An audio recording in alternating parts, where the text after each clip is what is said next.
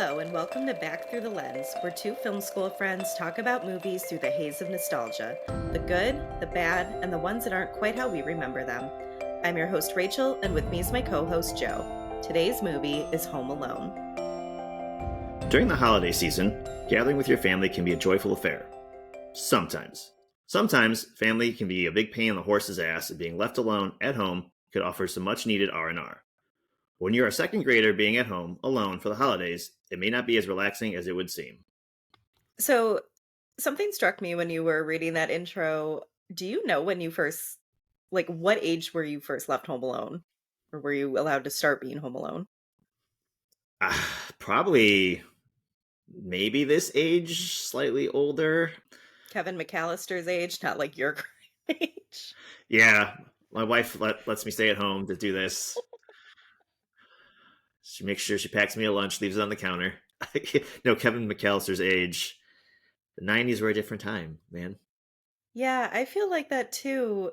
I was probably his age, maybe a year or two older, but Hmm. I feel like now I'd probably get put in mom jail Yeah, if mom I jail let my happened. kids stay home alone. And it's not like I was left home alone and everyone went to Paris. It No? was like, oh, I had a stomach bug, and us being in the lower tax bracket that we were, both parents had to work. And Yeah. luckily, my mom didn't work far, but she would come check on me or call, or I'd have to call after my nap, make sure the house was not on fire or anything Yeah. like that. And most of the time, I'm just eating instant soup and watching daytime TV on the couch. Exactly. Yeah. I had that too when I'd be sick. Yeah, both my parents had to go to work, and especially as a kid too, it just one morning you wake up and you're like, "Wow, I'm not feeling well," and then your parents like, "Shit." Yeah. Cuz I do that now as a parent even though I work mostly from home. Yeah, I was probably doing the same thing around this age where they would call in and check on me, if they had to go run errands and I didn't feel like coming, or if I just, because they were like, you can stay home and do your homework. I Yeah. had stuff to do too, I Yeah. guess. Today's movie is Home Alone, directed by Chris Columbus, released November 16th, 1990, rated PG. When the power goes out in an affluent Chicago suburb, the McCallister clan oversleeps the morning of their big flight to Paris. However, in their rush, they leave behind Kevin, the bratty problem child. Kevin's Christmas staycation goes from chill to chaos when the wet bandits attempt to burglar his home. To protect himself and his home, Kevin sets up booby traps in what is basically a holiday live action version of the game Mousetrap. I've been trying to remember when I first saw Home Alone, and it's one of those that it's such a staple of my childhood. Yup. Yeah, I actually meant to call my mom before we recorded this to ask her if we did see it in the theater. I don't think we did. 5 years old. Yeah, that's why I don't think we did, but I specifically remember going to the theater to see the sequel, and it was sold out, and it was mind-boggling to me as a kid that a movie could be sold out because we had never experienced that, I guess. I mean, it makes sense, right? There are only so many seats, but as a kid, I was like, the movies are sold out? I think that one we did end up seeing in a theater eventually. I think this one was more of a rental, but I just remember it being on all the time on TV. It was one of those movies that would always be put on in school when they'd wheel out the TV, you know, especially the few days leading up to Christmas break when they're not going to start any new lessons. So Yeah. I'm in the same boat here. I don't have a specific one time memory. I do remember early on seeing it, I want to say on TV, or maybe someone put the tape in, but I don't think the TV I'm thinking of had a VHS player attached to it, VCR player.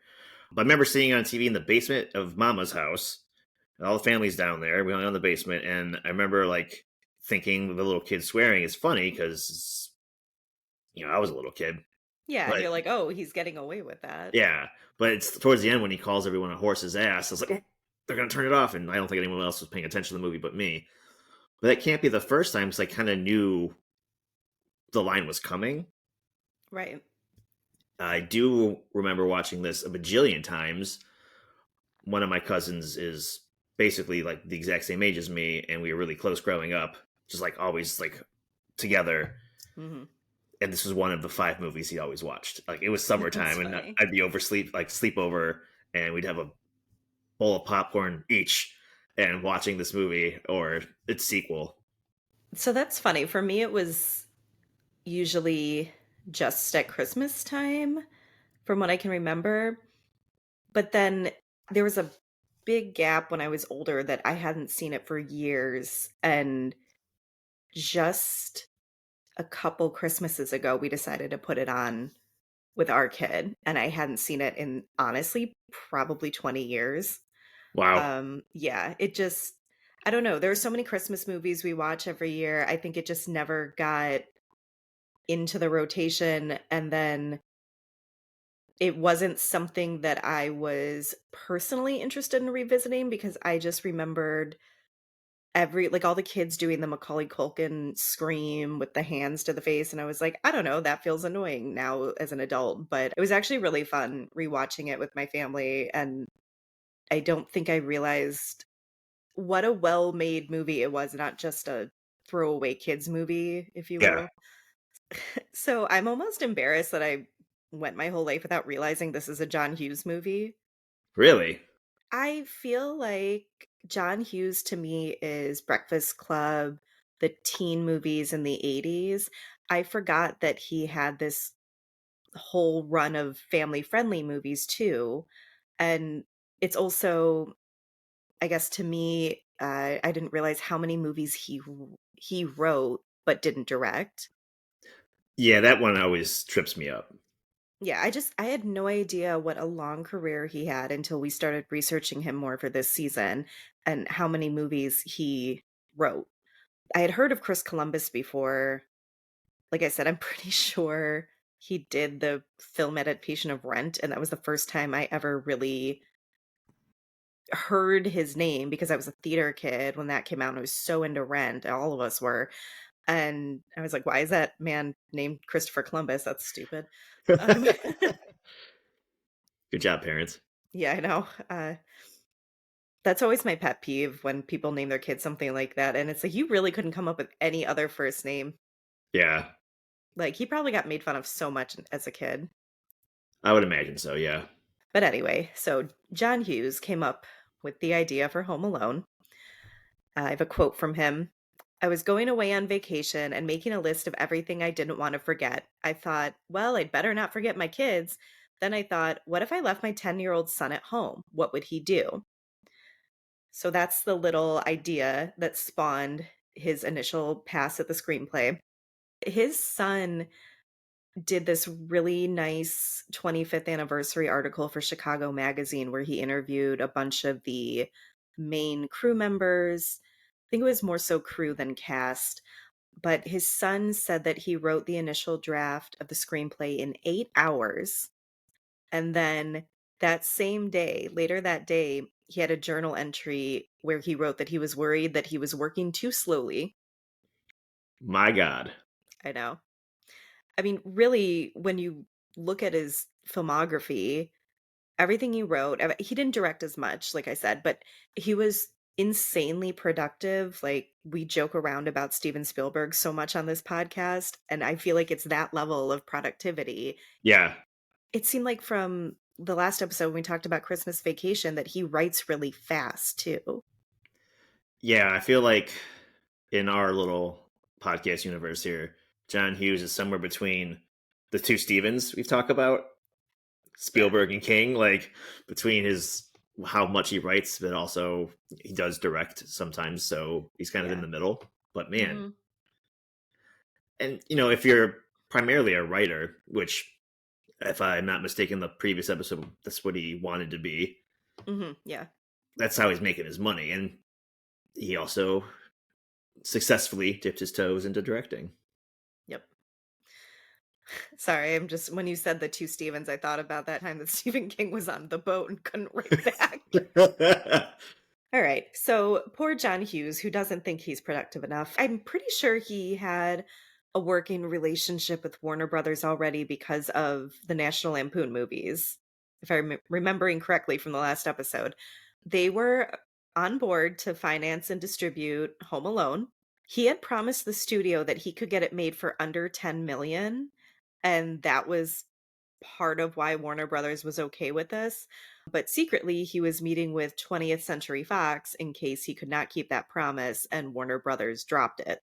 Joe Roth, who was the chairman of 20th Century Fox at the time, met with the agent for both John Hughes and Chris Columbus, so our writer and director. He said, seemed like a no brainer, didn't cost much. I didn't have a Thanksgiving movie. I like the idea. I love the people involved. I like that. Yeah, just very straight to the point. And if I'm remembering correctly, Chris Columbus Hmm. was was trying to get tied to Christmas Vacation, but Chevy Yes. scared him away, and John Hughes is this generation's Adam Sandler was like, "I got you, bro. Let me sit down and do an 8 hour shift in front of my Dell or whatever, and my word processor, and I got you next year." Yeah. Yes, we will get into that. But it's funny we planned these movies back to back. We had no idea the connection, but Yeah, this is remarkable. I love this so much. yeah. Um so basically what happened at Warner Brothers was the budget hit 14.7 million. Whoops. Warner Brothers said it had to be cut by 1.2 million. The producers said no, so Warner Brothers walked away, canceled production 3 weeks before it was set to begin. And apparently everyone was kind of freaking out, like, okay, I guess we just lay everyone off, all this cast and crew. And John Hughes was like, don't worry, I had a plan the whole time. The final budget over at Fox was 18 million.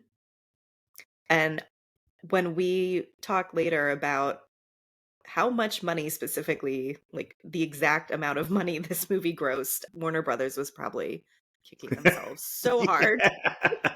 They could have spent 8 million more and had this enormous hit. Yeah, I haven't scrolled down yet to see the actual final number, but knowing how big of a hit it was, Mhm. yeah, I'm sure someone at WB probably got laid off. Yeah, I wouldn't be surprised. John Hughes first approached Patrick Reed Johnson to direct. He was committed to a movie called Space Invaders, which also came out in 1990. I looked into this. I didn't really see anyone that I recognized in it. He later directed Baby's Day Out in 1994, which was also written by John Hughes. So, like you said, the Adam Sandler of his Yeah. time. So, this is when Hughes offered the script to Chris Columbus. Like we said, after he had to leave National Lampoon's Christmas Vacation because he was not getting along with Chevy Chase, Hughes offered Columbus this script for Home Alone or another script titled Reach the Rock, which did not end up coming out until 1998. Chris Columbus was not involved.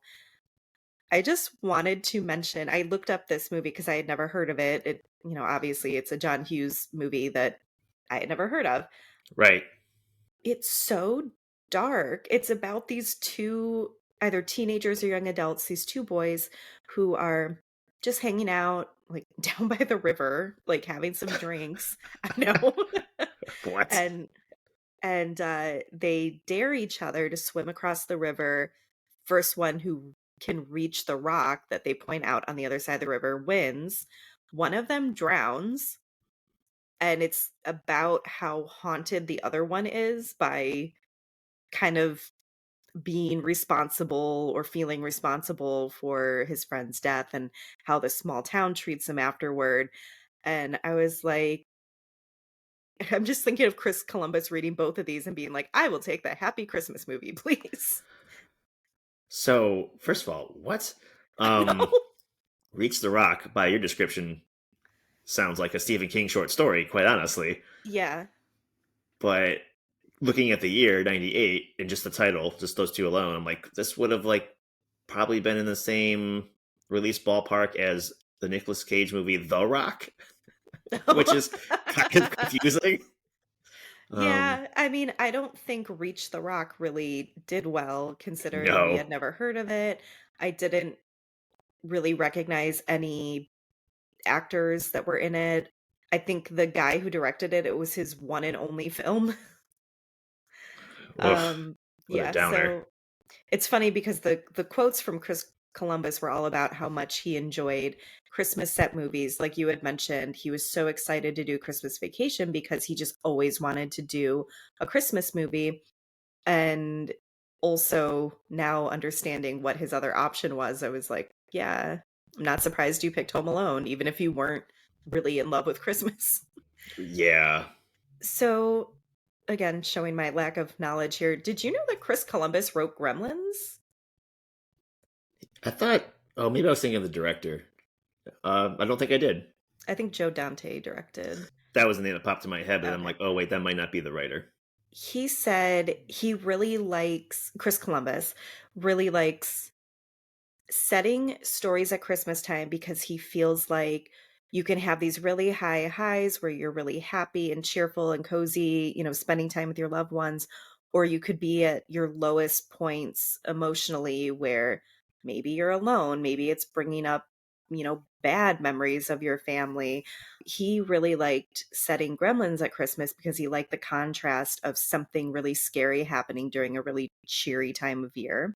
He took a pass at the script. From what I understand, he did not add that much because he really thought John Hughes was such a great writer. He had a lot of respect for him. But it also seems like it was mutual, where John Hughes was like, this is your movie now, go off and do what you think is right for the movie, very hands off, which we don't always hear a lot of. But he added the reunion of Old Man Marley at the end, him reuniting with his family because he thought that was a better emotional payoff. And he liked that the idea of that character being estranged from his family added a level of seriousness to the movie. Yeah, that definitely pays off for sure. Yeah, I think, especially as an adult watching this, I really liked that scene of him talking with Kevin at the church. Hmm.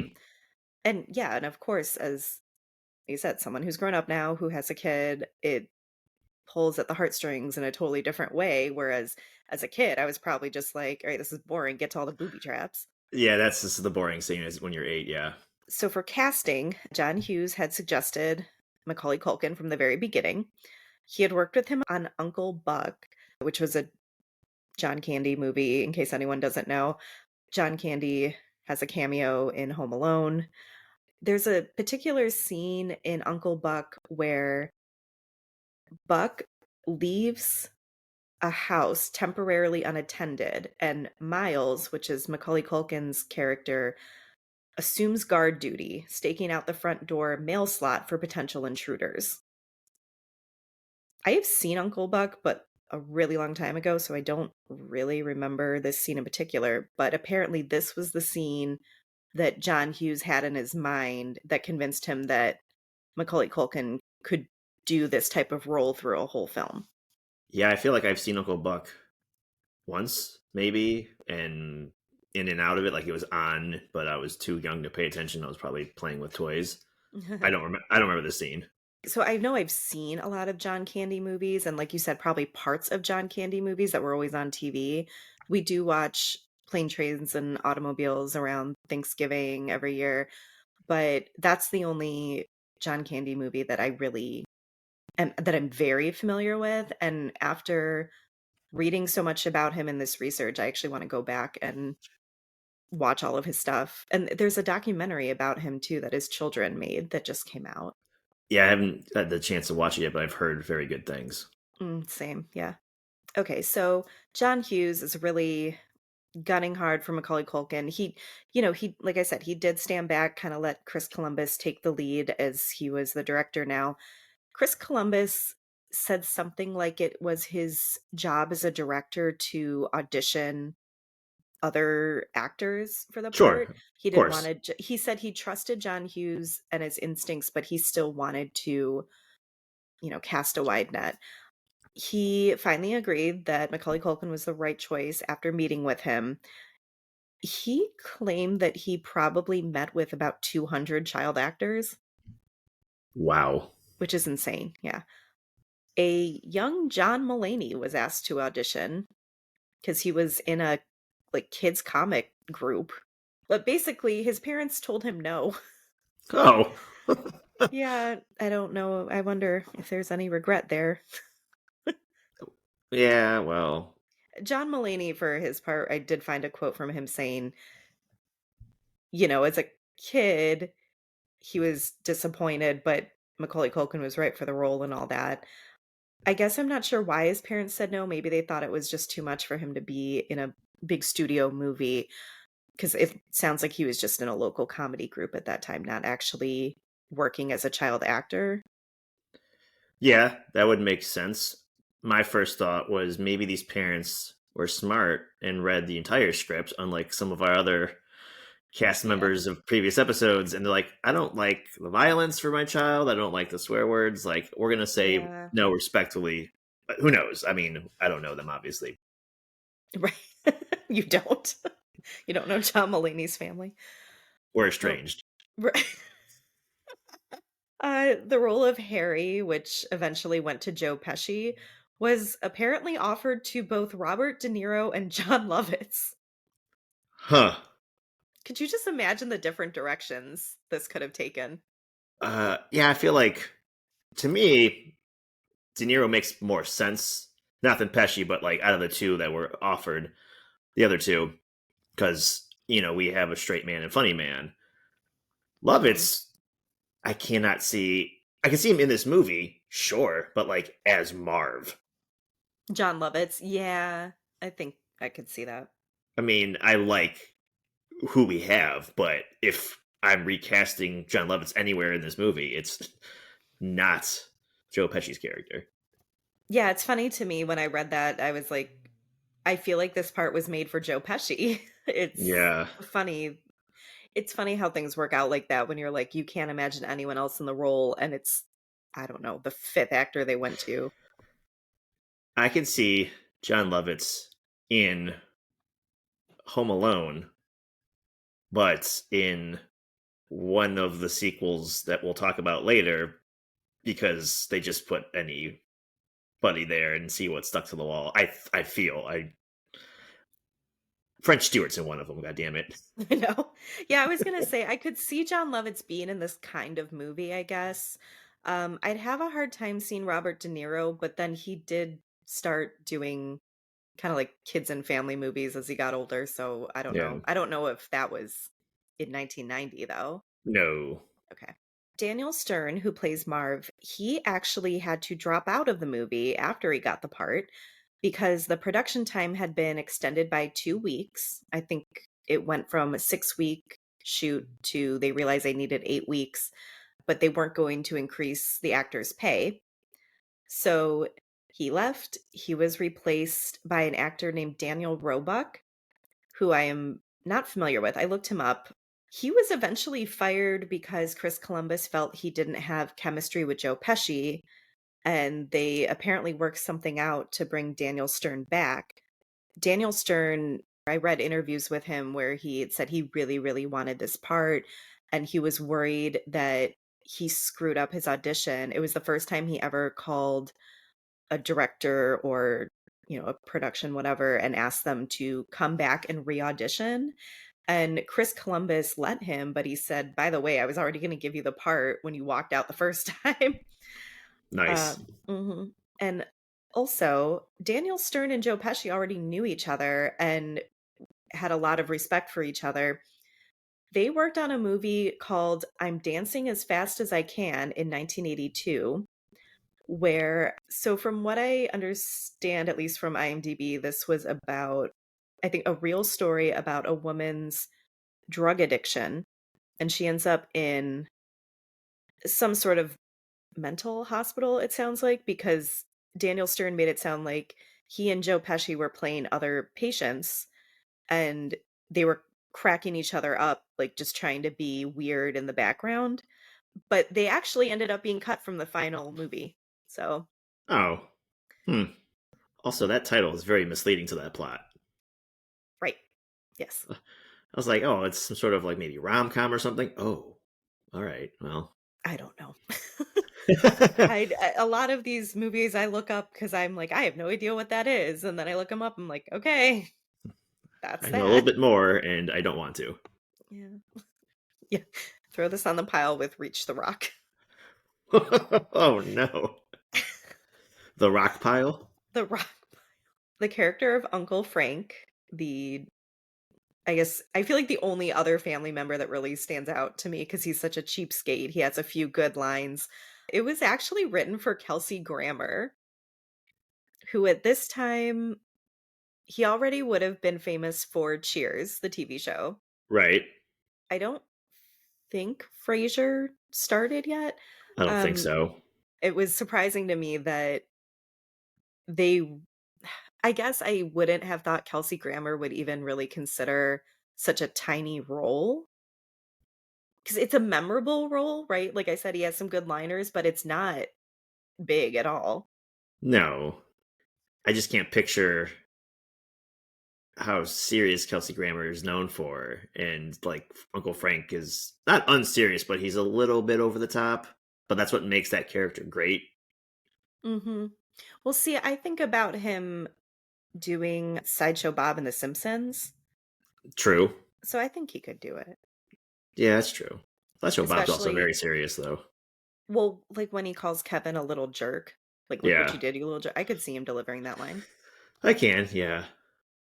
But I feel like maybe, like you said, he might have been too famous for a smaller role, and not for him taking a step down, so to speak, but distracting from the other family members. Like it's Kevin, the bandits, and the cast, the ensemble cast, and maybe he would have stood out a little Yeah, too much.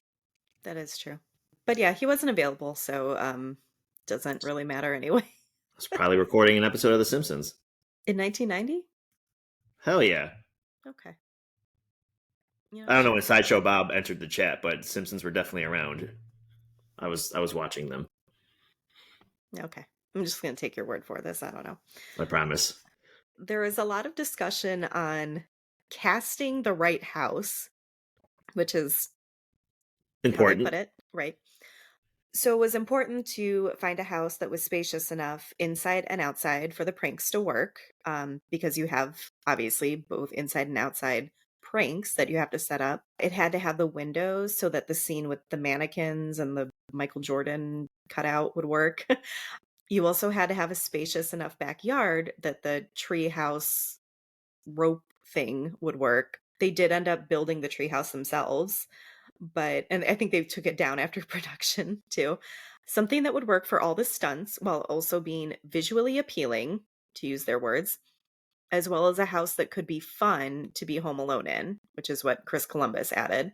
He said it had to look like a house that you wouldn't be intimidated to be alone in at first as a kid. And so it's like spacious, there's a lot of rooms to go explore in and hang out in. Obviously, he's scared of the basement, but that's a different story. Well, right. Here, Chris Columbus, he did a 25-year, retrospective on Home Alone in Entertainment Weekly. He said, I wanted it to feel timeless. I remember saying to my crew, when this movie is on TV 20 years from now it's been 25 years, I want it to feel fresh. I want it to feel like it was just made yesterday. Nice. I found quotes from the real life homeowners, Nice. Cynthia Abdensheen. She says, we were told shooting would be 4 or 5 weeks. They gave us an apartment. But the producer explained that under the contract, if they needed to knock down a wall when we weren't home, they could do it. So she told us it would be best if we remained on the premises. First of all, it didn't take 4 to 5 weeks. They were setting up the production and dismantling everything for 5.5 months. In that time, we spent maybe 3 nights in the apartment. So Whoops. yeah, her husband, John, added that the house had a master bedroom suite that was comprised of 4 rooms, and the whole family just moved up there. And so, there are all these jokes online about what did Kevin's parents do for work that they could afford this house and everything. Not only that, it's in the Chicago area, which I assume is higher cost of living. Not only was this house already very spacious and like this beautiful big house to us that we see in this movie. There was a whole other section of it that didn't even make it into the movie that the family could live in, while a production crew used the rest of the house. Yeah, it's funny because the whole time you're reading this, especially the husband's quote, I Mhm. literally thought, fuck the age old question of Mr. McCallister. What does this guy do for a living? Right? That's exactly what I was thinking, like, what did these people do? I mean, we don't even really see that much of the house from the inside. Like, they're in the kitchen, which is great. What I thought was the master bedroom, but clearly not. The foyer, like little like side pockets. But like, I feel like there's a much more house to see. That probably they stored all their like camera crew and Of gear and course, yeah. lights and all that stuff somewhere in the house as well. Yeah. Well, okay, so it actually sounds like a lot of the interiors were built at a local high school that was closed at the time. They were able to take it over as offices initially. They had kind of set up all their production studio offices there while this was being shot. They built the interiors just to make it easier, like you had said, with all the equipment to move around in. They did not have the budget to build exteriors on top of it, which we will get to. But they designed the interior of the house to look like Christmas colors, the wallpaper, the wainscoting. I had noticed this, I guess, but I hadn't thought about it too much. I you obviously you see that the house is somewhat decorated for Christmas, but then I guess I always just took it for granted that the walls were Christmas colors too. Yeah, watching it a bajillion times, it's one of those things that I never noticed, especially as a child. It Right, just everything felt like Christmas, and obviously that is the point. right. Somewhere between those watches and maybe I, like you did, took a gap in years of watching this movie, mostly because I watched it way too much as a kid. What you watch as an adult, you're like, dear Lord, Christmas threw up in this house. Like it's everywhere. And it's just That's a good way to put it, yes. yeah. But it's both like in your face and subtle at the same time, because if you're looking for it, it's like annoying, it's everywhere.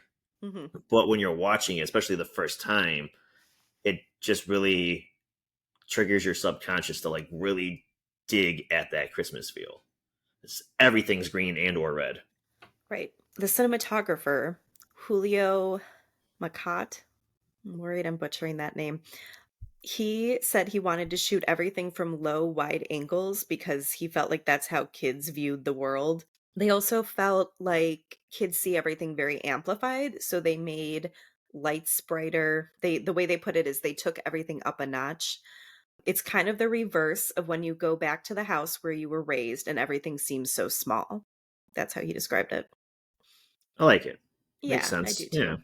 And they also made other scenes that were outside the house, especially the airports when they're supposedly in Paris, more cool tone to feel, the opposite of warm and cozy.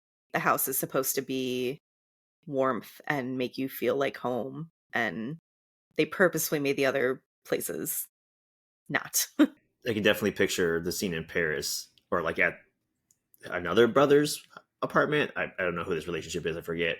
Right. But it is like all the lights are dimmed or off, and Yeah. like you just get like the glow of the tree and the TV. Meanwhile, Kevin's at home and like every light in the house is on. Yes. I also think too, if I was a kid home alone, I'd probably have all the lights in the house on too, because you're not thinking about these things as a kid in terms of, your electric bill or whatever. Yeah, You're walking into a room, putting the light on and just leaving it on when you leave the room.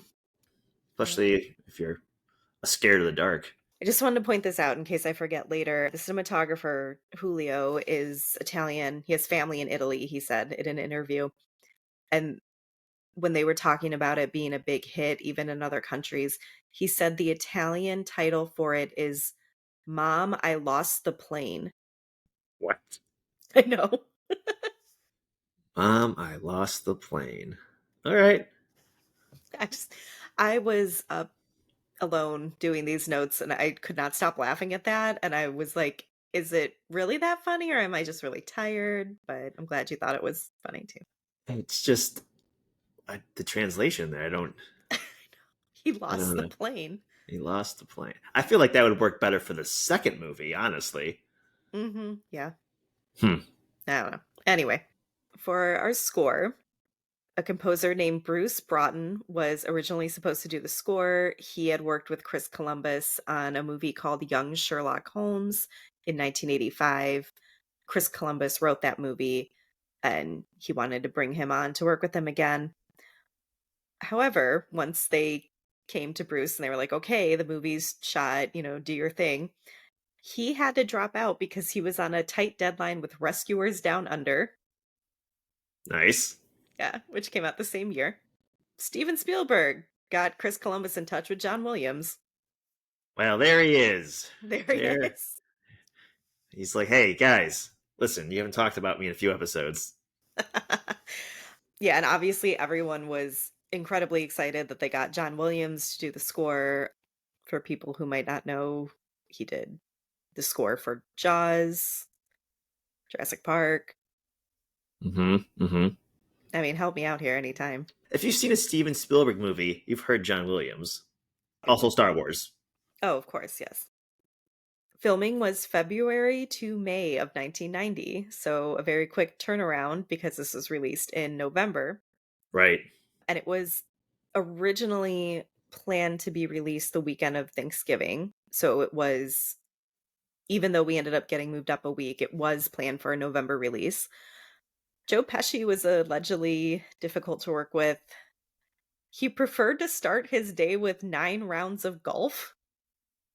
Oh, So he complained a lot about the call time being 7 a.m. It was too early for him.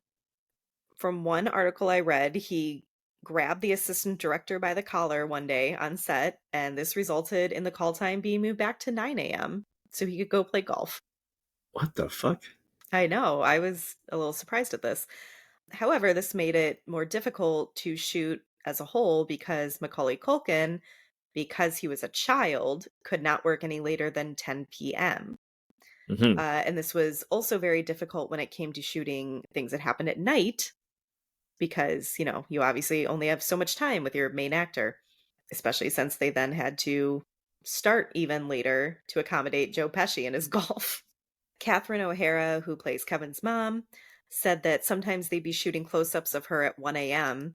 because obviously they were trying to get everything with Macaulay Culkin done, before he had to leave. But this was something that a lot of the cast and crew mentioned in the interviews I saw, that they'd shoot everything with Macaulay Culkin that they could.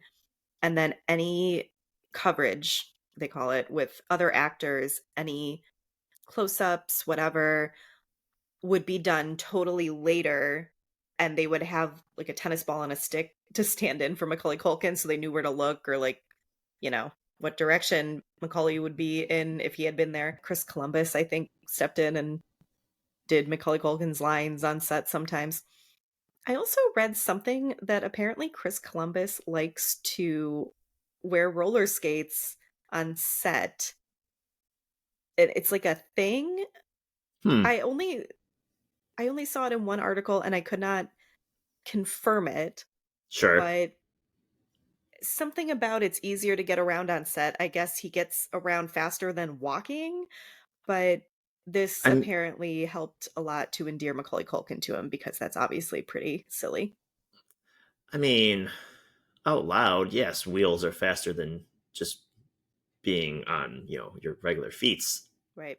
However, However, behind camera, there are lots of cords and tracking and I don't know people. Like I feel like the it's chords like alone, yeah. yeah, it's an accident waiting to happen. Where was the insurance, the movie insurance on this? Tell him to take his damn skates off. The story, the alleged grabbing of the assistant director. Sometimes actors are like, oh, they're really good, and they can convey these roles, and we often think of their personalities as these Mhm. characters that they're well Right. known for. And I couldn't help think of like, oh yeah, I'm not surprised Joe Pesci did this because he's such a mean little gangster in all these other movies. I'm like, well, that's just acting. I'm like, but maybe. Maybe maybe that's why he's so good at all these roles. Yeah, yeah.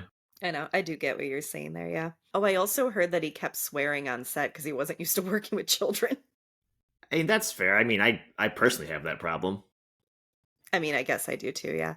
I feel like in other discussions we've had about 90s movies, when we talk about the beginning, we mention how cheesy and dumb, and even though it's nostalgic for us. Like, oh man, this looks so bad.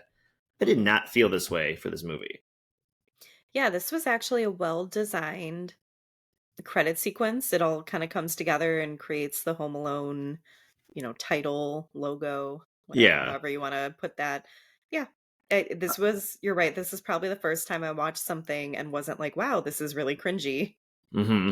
And this is 1990, so I think maybe somewhere a little bit later to come in the decade, the font gets wacky and whatever. But this is just basically like nice typed font, and then of Mhm. course you get John Williams over it, and Right. what's not to love?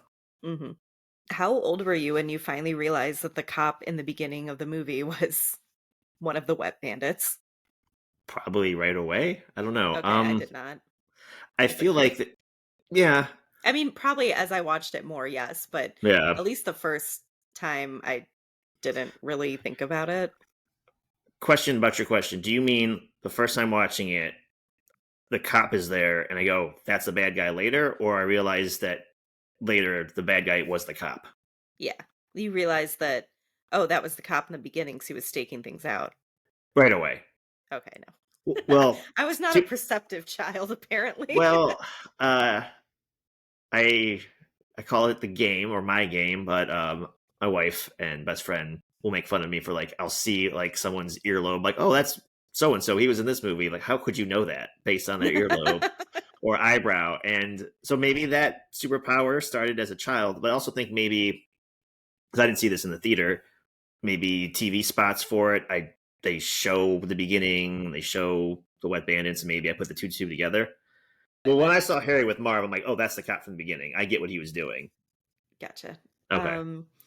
Yeah, no. Even when they did like the little wink and the whole throwback later. I don't know. I just think I was like here for the jokes. I wasn't thinking of it as this well thought out script. I don't know. So may I assume your answer to your question was 40? Yeah. No, not that bad. But like Okay. I was 5 when this came out. Give me a break. I Maybe when I was who knows.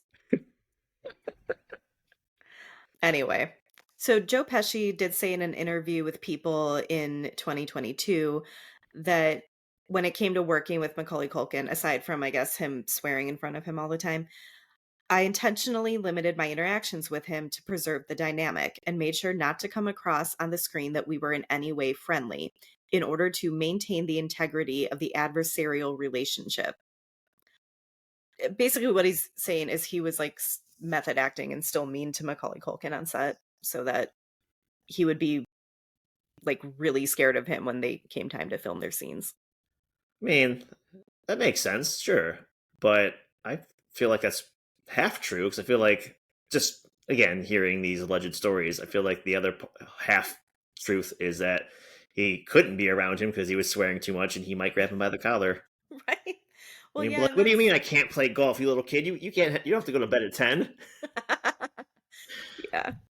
Yeah, that's a good point. Knowing what we've heard now, it's like, maybe he was already nervous about being around you because he saw you beat up the assistant director. Yeah, the opening scene is pretty cool though. Just the cop, wink, wink, Mhm. and all these kids are running around, and just like the little nicknames he's getting. It's like, hey, big fella, hey, little guy, hey, miss, hey, Yeah, honey. Like he's just like trying to do anything to get one of the 14 kids or 11 kids or 25 yeah. kids attention, and he's just not doing a good job. Right, and also such a clever, funny way to show the audience just how many people are in this house too. Because, like you said, it's very funny him coming up with all these words to address all these people that he Hmm. does not know. No one's parents live there. No one lives there, and it's no one's house. Yeah, We're all just there. yep. Yeah, yeah, it is funny that it takes so long to see an adult, but I guess they're actually preparing for the trip, unlike all these kids. Is it weird though that because when an adult finally does talk to him, he's acting like he's just a cop there to make sure everything's nice and secure for the holidays. Did cops make house calls like this to check on these things before? Not that I recall, no. Yeah, just But weird. somehow it felt right when you think he's a cop and this is big house. I don't know. I guess maybe when you see the neighborhood from the outside and then the cop in the inside. Like, I'm just checking in, make sure everything's okay. There's a lot of Mhm. burglaries this time of year. I'm like, oh, that makes sense. That never happens. Yeah, yeah. Yeah, I think what I was surprised at, uh, like you said, we think too hard about these things. It was like, obviously, he just let himself in and was in their foyer, and he was Yeah. there for a long time, too. I think Hmm. if my kid saw a stranger in our like, standing at the front of our house, he would come get one of us at least. Yeah, these kids are clueless. They really are, yeah. Or they were like, "He's a cop, he'll be fine." Yeah. But also Oh, just let him stand there. I don't know. right. There's one line just great. Just like, all kids, no parents. Must be a fancy orphanage. Yeah. And the way he And delivers it is great too. right. Well, and also the size of the house, like it's kind of believable it could just be a fancy orphanage. I could see that, yeah. Especially, now we know that the real family was living in their own master bedroom suite Right. somewhere else. It is striking to me as an adult how rude Kevin is to his parents, Hmm. and but also how rude all the kids are to him too. Just the name calling, and I hate saying this because I feel like it makes me sound like such a goody goody or something, and that's not what I mean exactly, but I would be dead if I called my mom a dummy. Oh yeah. I understand now why sometimes when we watched this movie as kids, some of the adults would get really like, "Ugh, like, don't get any ideas from this," or, they'd be very flustered sometimes about, "Don't talk to parents that way," or don't ever repeat some of these things you hear in this." Yes, 100%. But in Kevin's defense, maybe it was something he learned because he gets talked down to a lot from everybody in the house, and this is like his one way Yes. he can stand up for himself. Not saying you should call your parents morons and dummies, but uh, all these other kids need to be put in check as well. I think. Well, exactly, yeah, and we talk about lack of supervision. It's almost like, there's so many kids, they can't possibly supervise them all, and that's part of why they're getting away treating Kevin like this, the other kids. Because, yeah, you're right, the way they're talking to him is so horrible as well, and the first time I watched this, I guess as a grown up, whatever, like, having not seen it for so long, that really stuck out to me. And then on this rewatch, him calling his mom a dummy specifically, it was like, okay, well, I would also be sent to the attic, but also I don't know if I'd be alive anymore. Yeah, that's very fair. Hmm. I don't think I had the balls to call my mom a dummy. No. I No mean, way. I sure I did my share of talking back, but like the name calling, I guess, is what really stood out to me. But then at the Yeah. same time, like we said, I couldn't imagine any of my aunts or uncles calling me a little jerk either. As a kid, I remember just all being silly and funny. Like this isn't Yes. real. This is obviously well because it's a movie, Joe. But I feel like it's just like amplified with the chaos. And even as an Right. adult, I kind of felt that way. But when you do watch it for the first time as an adult, you're like, yeah, I don't know about that, man. That's you didn't get a backhand. You didn't get threatened with a spatula. No one, Exactly, no one's yeah. belt came off. I was just gonna say you didn't get threatened with the belt after all this? Oh my Mm, gosh. I also had forgotten that Catherine O'Hara was the mom in this, before I rewatched it a couple years ago. I always think of Catherine O'Hara in, well, now Schitt's Creek, but Best in Show. I forgot that she also was a family movie mom at some point. yeah, I can never forget that she's to me like I'll see her in anything like oh she's from Home Alone. That's how it was. I was from 8 or whatever till I see her in anything. I always think of her as the mom from Home Alone. Mm, When we first get introduced to Kevin and he jumps on the bed while his mom, Kate, is on the phone with whoever, I don't doesn't matter. We start seeing that dynamic of like how rude he is and she mhm, is kind of as passive, but what I liked about it this time around is when the dad comes in and they start talking, we get a lot of foreshadowing of future mischief. Kate mentions that Kevin was in the garage playing with the glue gun. He was using fish hooks to make ornaments, clean up your micro machines, mhm. and I probably caught some of that through the years, but when taking notes, I was like, oh my God, like that's like half the traps right there. I did catch the micro machines this time, but you're right. I want to do a shout out to brother Jeff, aka Big Pete from Nickelodeon's Adventures of Pete and Pete. Okay, I thought that was one of the Pete's. Hmm. It's Pete and Pete in this movie. I don't know what else he did. Oh, and Home Alone 2, of course. So through like the rest of the sequence, besides Pesci trying to get someone's attention, Mhm, we see Kevin kind of like bouncing around different family members as we get introduced to them. mhm, They have small roles, obviously, because it's all about Kevin. Well, everyone's in Paris, but we just get to see the dynamic with his family. And he goes into Big Brother Buzz's room, mhm, and he like is complaining about getting his bags packed, as apparently he's helpless, and then he wants to sleep in Buzz's room because he's going to have to bunk up with cousin Fuller, who apparently is notorious to wetting the bed mhm. with this quote. But again, people being mean to Kevin, and it's Yeah. just perpetual. I wouldn't let you sleep in my room if you were growing on my ass. Yeah, I remember that one, like, from when I was a kid. Same, but like hearing it again, like that's a hilarious, but pretty fucking mean. I know. And then if you like take it literal, and just picturing Buzz just like sleeping in his room with his ass sticking out of the door, like, nope, you don't get to be in here. Oh god. Um, right, yeah, Oh, I made it ridiculous. I'm sorry. it's okay. I did wanna point out that Fuller, who you mentioned, is played by Kieran Culkin, Macaulay Culkin's real life little brother, Mm-hmm. who now has an Oscar and an Mm-hmm. Emmy and is doing very well for himself. Yep. He won an Oscar and he used to wet the bed. Yeah, right? So from here, though, it's this little important moment where old man Marley is outside and Mhm, Buzz tells his cousin and his brother about the alleged murders that he did, and he has the bodies and salt, and he salts the driveways and stuff with them.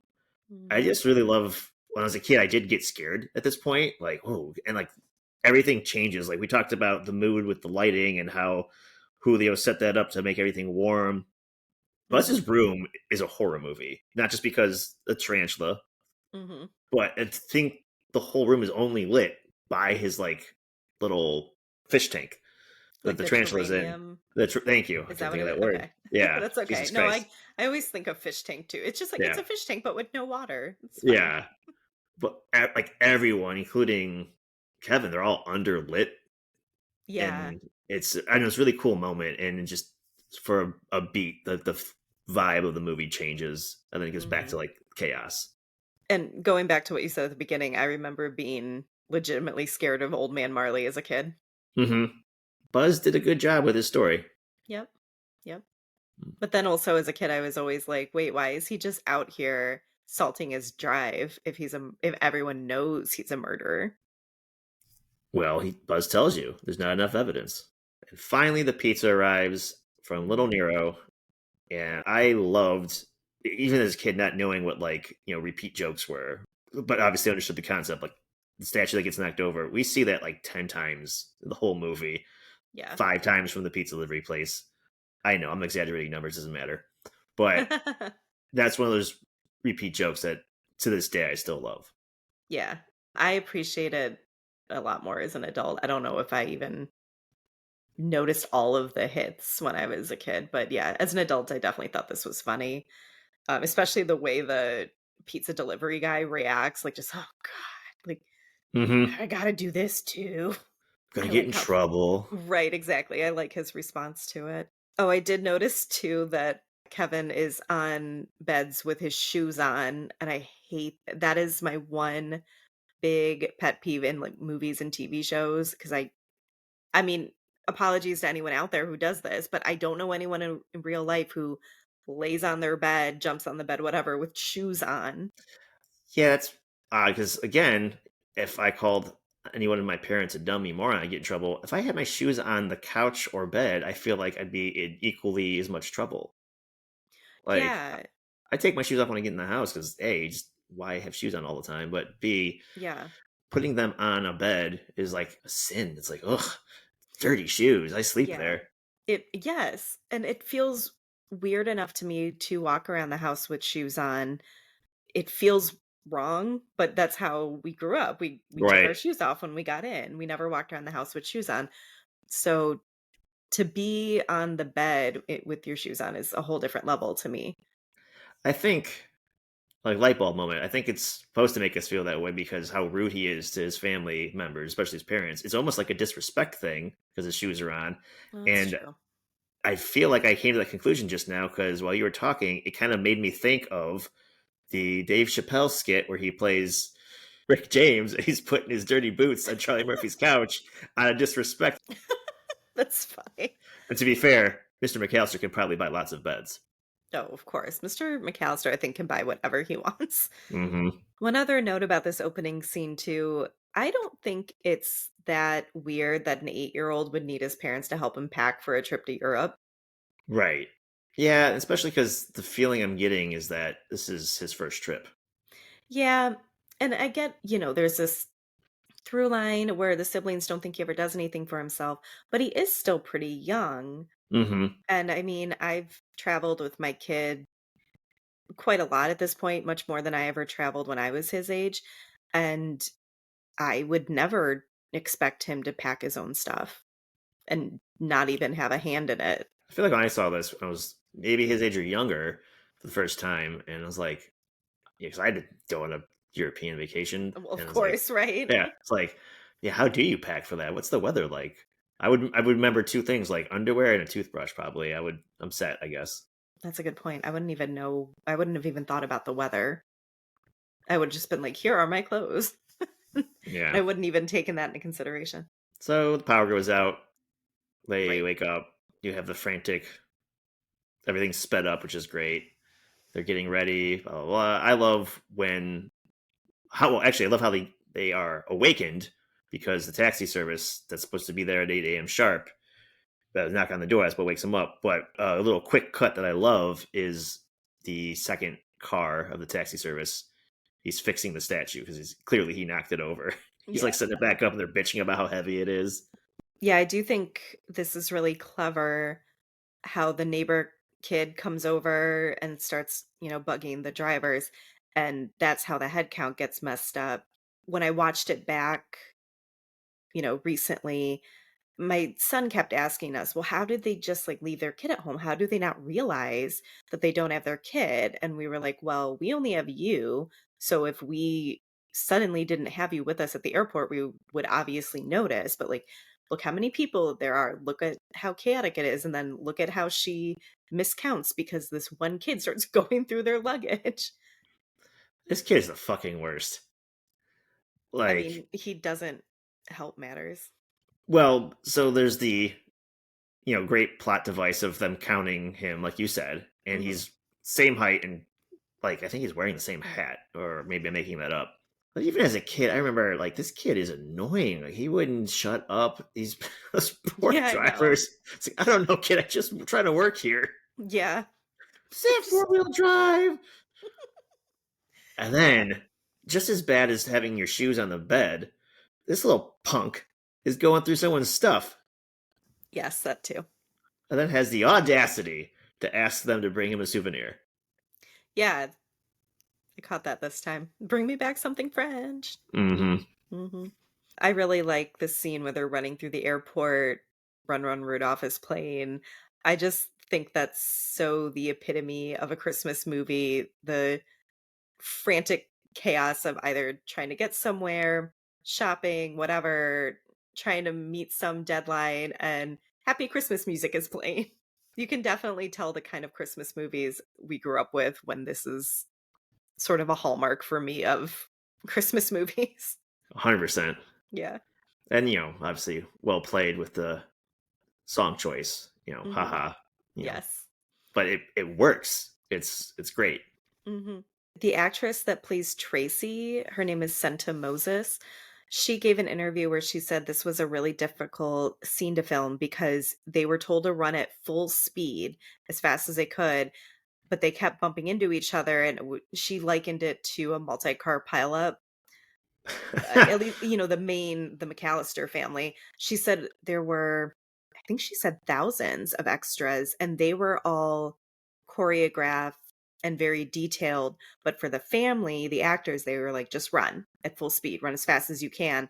And then some people obviously could run faster than others, and they would all collide. And I'm sure they only had use of O'Hare Airport for so long, too. Right. That's probably half the budget right there. Yeah, it took multiple days to film, she said, just this running through the airport scene. That's crazy. Yep. I mean, I could see it, but just hearing that, it's like, damn. Yeah. Yeah, like, it makes sense when you think about all the things that are in that scene, like, what's required of it, just all the extras alone, but I'm very curious how they managed to convince O'Hare Airport to help them out with this. It's a big airport. They probably could lose a wing for a second or 5 Um, days. I love the cut, uh, as soon as the mom says, "I hope we didn't forget anything," immediately to Kevin waking up. Yeah, and he has awesome bedhead. Like, it's just I don't know. Every time I see it, it just, like, makes me chuckle because it's just so exaggerated, but it stays that way through this whole sequence, and I always laugh at it because I feel like at this point, it would settle or he would take a look in the mirror. No, this is how my son goes to school with his bedhead. That's probably, like, the style now, though. What's your take on miniature televisions on a kitchen counter, and why is it in every movie from this time period? And did you have one? Okay, we did not. We did have a couple small TVs in different rooms that weren't the main family room. I specifically remember having a small one that had a built-in VCR. 100%. Yeah. No, we never had the TV on the counter thing, but you're right now that I'm thinking about this. That's Mhm. always a thing. Yeah, we didn't either because why? Counter space is used for chopping vegetables or getting dinner ready. Right. And just this season alone, in the spooky half of the season, we saw that with Mhm. Poltergeist. I was just about to say, didn't we see that in Poltergeist? Yeah. Mhm. The only thing Weird. I can think of is it must be a nice way to move certain things forward when you need the actor in that room. Sure. In this movie, it feels like it makes sense just because of how extravagant everything is. Like they have money. They can put a TV in the In kitchen. every room, yeah. Right, yeah. When he goes down to the basement and the furnace scares him. This was always very relatable to me as a kid. Not necessarily our furnace, but I was scared of the basement, especially if I had to go down there when it was dark out to get something. As soon as I turned off that last light, I'd run up the stairs because, the basement ghosts will eat you. 100%, yeah. Yeah. You better be quick. Yep. I remember being very little, like the first few times watching this, the first time he sees the furnace when he's scared, it's again done very well. I remember being a little anxious in the scene, like, oh, you might get eaten. This might be the end of the movie right here. I mean, they do a good job at making it look terrifying, Yeah. and it's loud. Yes, very loud. Uh, Mhm. Later in life, as a child, I moved into our basement, that was my bedroom, and there are so many noises you're not aware of. It goes on in your house Yeah. from the bowels of it, and I'm laying in bed, it's just like, what's that noise? What's that? Oh my god!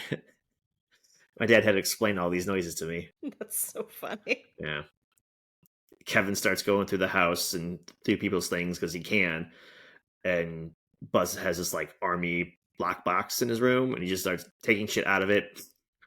But Mhm. my favorite part, well, first the line is great when he sees a picture that will be shown to us as apparently Buzz's girlfriend, and she's making this crazy face, and he's like, "Buzz, your girlfriend, Wolf."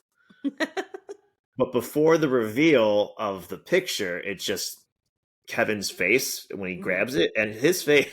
His face is pure disgust, but on a little 8-year-old boy's face, and it's Yeah. hilarious to me. It's I didn't like, catch that. you can't tell if he's looking at Buzz's girlfriend or like a murder victim. Like his face is like, you can't see my face, but you could probably tell by the sound I made how ugly my Right. face just was. Yeah, more foreshadowing. BB gun, firecrackers, and then of course the movie. Yeah, I always like this fake old movie. Obviously, when I was a kid, I didn't realize they had filmed this 1940s style film noir for Mhm. Home Alone specifically. Yeah, I thought it was Um, real. oh yeah, I'm sure a lot of people did. But I personally, I love this style of old movies, the way they talk. I love old gangster movies and noirs. This was supposed to be a spoof of Angels with Dirty Faces, which was a real movie that was released in 1938. For Home Alone, they call theirs Angels with Filthy Souls. I Um, like that title. yeah, I read in a lot of interviews that the 2 actors who were in it, they were supposed to play the opposite roles, but one of them had hurt himself to where he couldn't be standing, he had to be seated, so that's why they gave him the role of the guy who's, like, seated the whole time. Huh. I Yeah, they cannot picture it reversed. I can't either. Apparently, they got a lot of local Chicago actors for the smaller roles in this movie, and that's where they found these 2, but they were just going on and on about how great they were to work with and how they really felt like classic Hollywood actors. There was apparently supposed to be a little post-credit scene where we see Marv and Harry in jail watching this movie and realizing that Kevin had taken them for a ride with that. That'd have been awesome. Mhm. I Hmm. don't know why they didn't. I love a good post-credit scene. Yeah, it was I don't know if that was a popular thing in the 90s. I guess not. It's not a Marvel movie. Yeah. I also, in this same scene, I couldn't help but notice he's eating the giant bowl of ice cream, of course, but on the end table next to him, there's a bag of Fritos and a 2-liter bottle of Pepsi that are, like, facing outward in a way that they absolutely don't need to be, just very obvious product placement. I mean, they already went over budget. They need that Pepsi money. Yeah, well, and they basically had Fuller pose with the Pepsi can logo out A, earlier. a few times. Mhm. Yeah. Home Alone brought to you by Pepsi. Right? Pepsi. I'll drink you on air too. Come on, let's go. I know it's not your '90s heyday anymore, but come on. We're the generation next. We will drink your Pepsi. Anyway. Uh music wise, how do I transition from Pepsi to John Williams? I don't know. Oh, no, I'm just thinking about that whole Generation Next ad campaign now. Mm-hmm. We're definitely not next anymore, though. We never were. John Williams is awesome. Mhm, And I love the main theme, but there's this like I don't even know if it's called Kevin's theme or not, but the scene I'm thinking of right now, he's setting up the sled to go down the steps to the door. But as he's setting up, it's just this like low tone music before it gets crazy, and just the use of like bassoon and oboe, the mhm, same kind of music when he's cutting down the top of the tree so he can decorate his own house. mhm. It just makes me think of Peter and the Wolf. Just I mean, maybe because Mm, that's the only time I really know when I hear an oboe, I guess. right. But I don't know. I just never really paid attention to it before, even though I heard it countless times. I guess I like a good oboe. Maybe that's why this was nominated for best score. The Boom. oboe, yep. The oboe and the bassoon. Yep. I love when the adults have realized they've left Kevin at this point. I mean, Yeah. obviously, when his mom shouts Kevin, that's classic. But when they're sitting together and Uncle Frank says something like, "Well, I know how you feel. I forgot my reading glasses." And the looks they all give him, especially his own wife. I Yes. think his own wife's look is the best. But between this and when he was trying to get her to steal, I think it was the salt and pepper shakers on the plane because he says they're real crystal. I That wasn't or like a cutlery set. Yeah, I wasn't entirely sure You don't see what the it. crystal was, right? And his poor wife is just like, "Oh my god, no, stop it." And Yeah. I've always thought that Uncle Frank was funny, but this time I really noticed his wife's facial expressions, but then also how horrible it must be to be married to this guy. Yeah. Uncle Mhm. Frank is awesome as far as a character in this movie because he's so damn horrible and Yeah. cheap. I feel like as a kid you don't realize what cheap is, but you still understand that he's kind of a punk. Like you don't know Yeah. why, but like I mean, as a kid you would definitely know why he's at least on the plane. He's trying to put things in his wife's purse to steal. Right, yeah, I think for me as a kid, I already thought he was so mean because of that line he has in the beginning where he calls Kevin the little jerk, Right? and then, like you said, you see him trying to steal something, which as a kid, you're like, "Okay, that's bad." Yeah. But like even on top of that, you can just do a whole Frank cheap montage, and it's hilarious because He doesn't want to help pay for the pizza, which he gladly eats. I'm sure he didn't pay for the flight or the taxi or where they're staying. The first thing he says when they get on the plane, he's like, "Can I get a glass of champagne? It's free, right? It's free. Like, champagne is free." And then the scene you're talking about with the crystal, like they almost get caught when the stewardess comes over for more champagne. He's like, "Fill it up, please. Fill it up, cup up, fill it up." He's like, just Oh, he yeah. wants every drop of wine in his glass that's for Mhm. free. Yep. Yeah, he's an asshole. Yeah, that's great. I noticed this time that he's from Ohio, apparently, because when Kate is talking to the pizza delivery driver and the fake cop, it's like, "Oh, you got a big family." He's like, "If it's my husband's family, my brother-in-law's visiting from Ohio." Like, "Oh shit, Yeah. why are you from my state? Get out of here, Frank." Yeah, giving all of us a bad name, Frank. I was struck at how completely disinterested the police are, and I realize they have to be or else we have no movie if the cops find him. But Mm-hmm. as someone who watches so much true crime, Uh-oh. usually little kid stuff is taken very seriously. And but also I I mean wellness checks are a thing, right? Yeah, I guess, or guess not. Maybe in this Maybe world, I not don't in know. 1990, I don't know. Yeah, when the cop does go check on the house, and obviously Kevin's scared because he just had that encounter with the bandits. He doesn't Right. answer the door. The cop gets on his little microphone. Tell him to count the kids again. Yeah. What a dick. Also, what were the cops calling his mom when they were passing around the phone? Hyper? Hyper on Yeah. two. Yeah.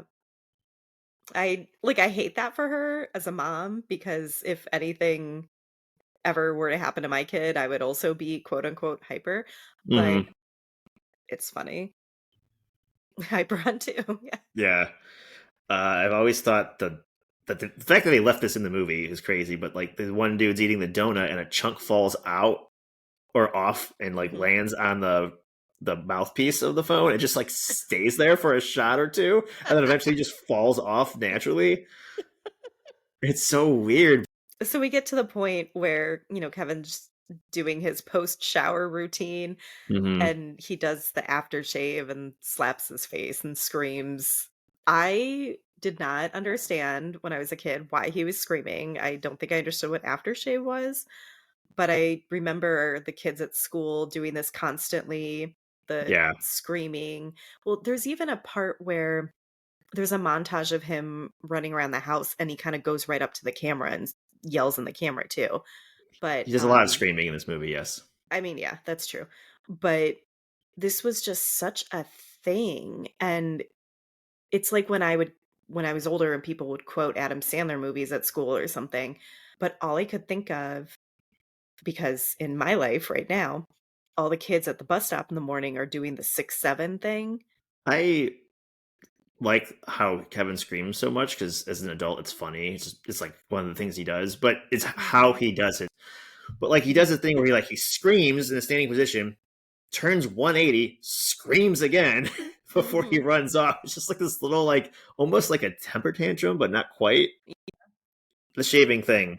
As a kid, I understood that it burns because Okay. even though I didn't shave yet, I was just like, yeah, I think someone, I don't know, maybe my dad had mentioned that Sure, he's yeah. screaming because of aftershave.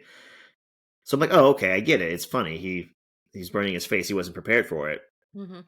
But then, as an adult man who has shaven, Yeah. um, I don't get it because I don't think it would burn if you don't shave because you're not opening your pores.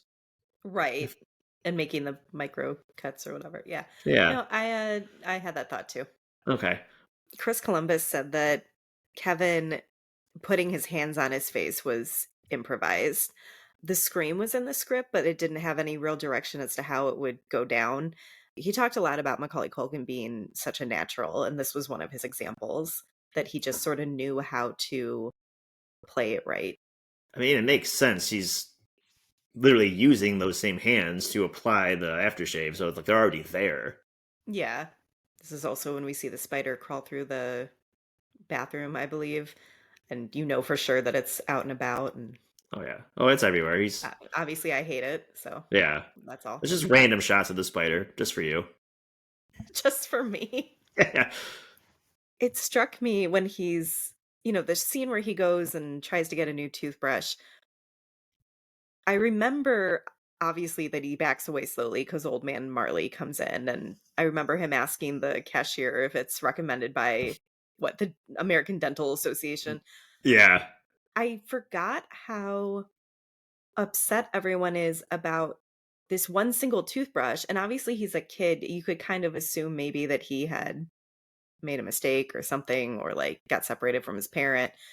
They go after him so hard for this toothbrush, and then they're making fun of his mom when she's like, "I need a welfare check on my child who's home alone." I like the almost superhero like shot they give to Jimmy, the clerk.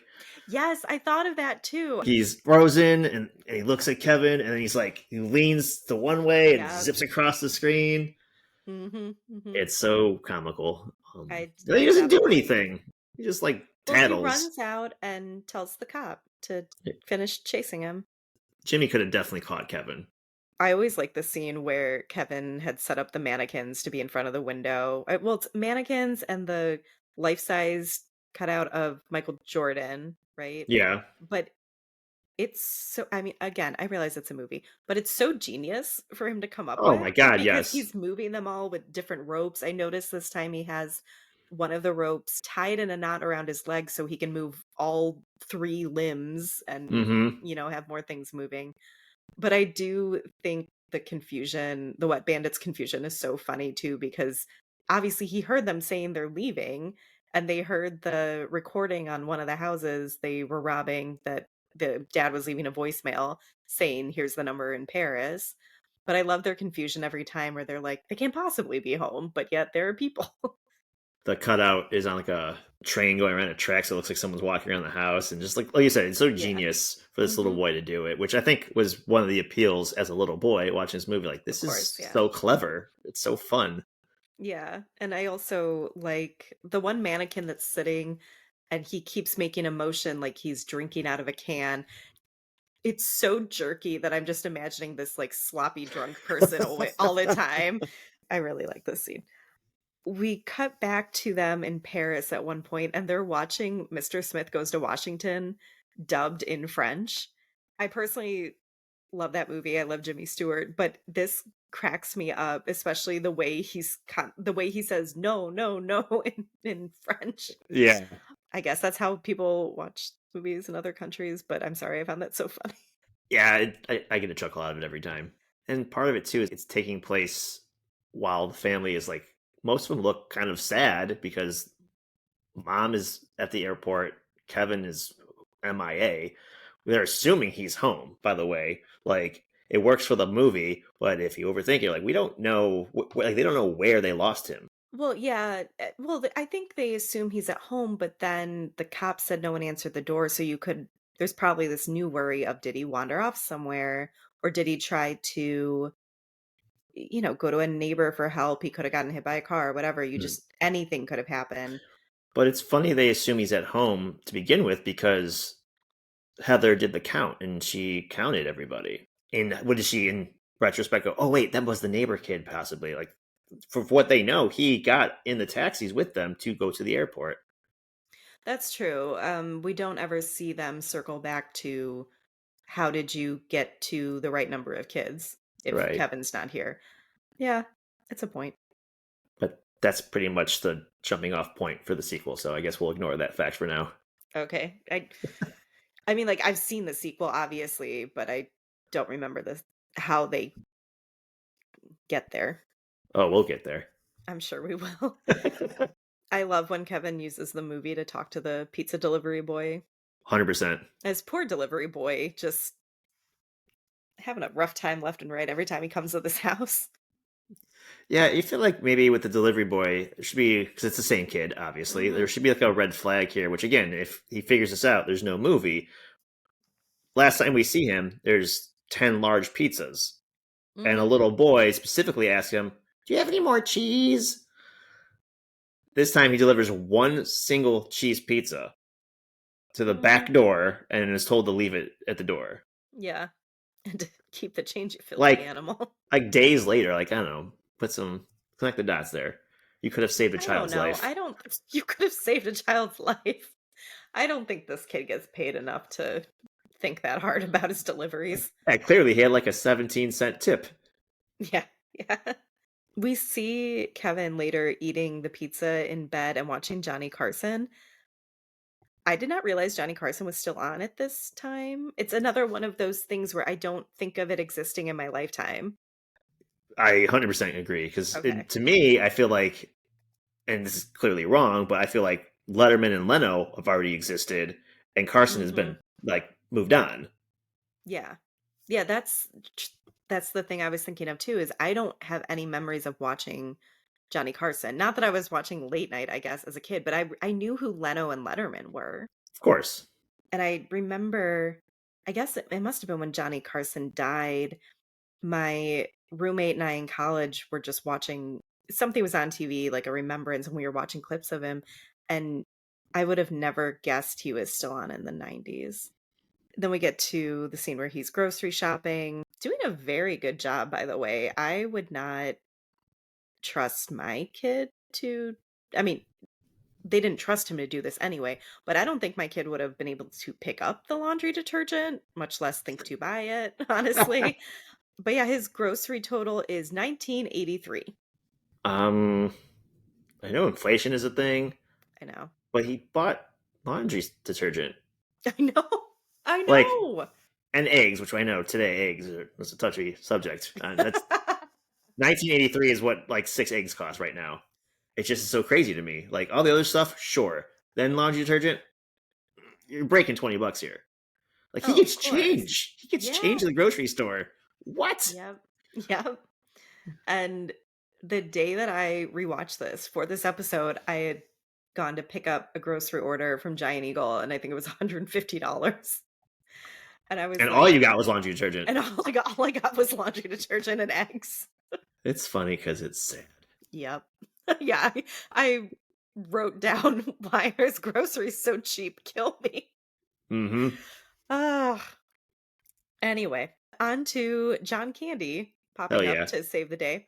I, like I said earlier, I always thought he was so funny, but I just appreciated all this even more because I found out in my research that most of his lines were improvised. Specifically in this scene, when he just starts listing off all these polka hits they have, all these different songs, Mm. all of that was John Candy. From what I understand, they only had him for a day of filming, and he did this as a favor to John Hughes. He did it for like $400 is that's one of the figures I read, and it sounds like they just kind of let him loose and to do whatever he wanted to do. I mean, you got John Candy. Go for it. Yep.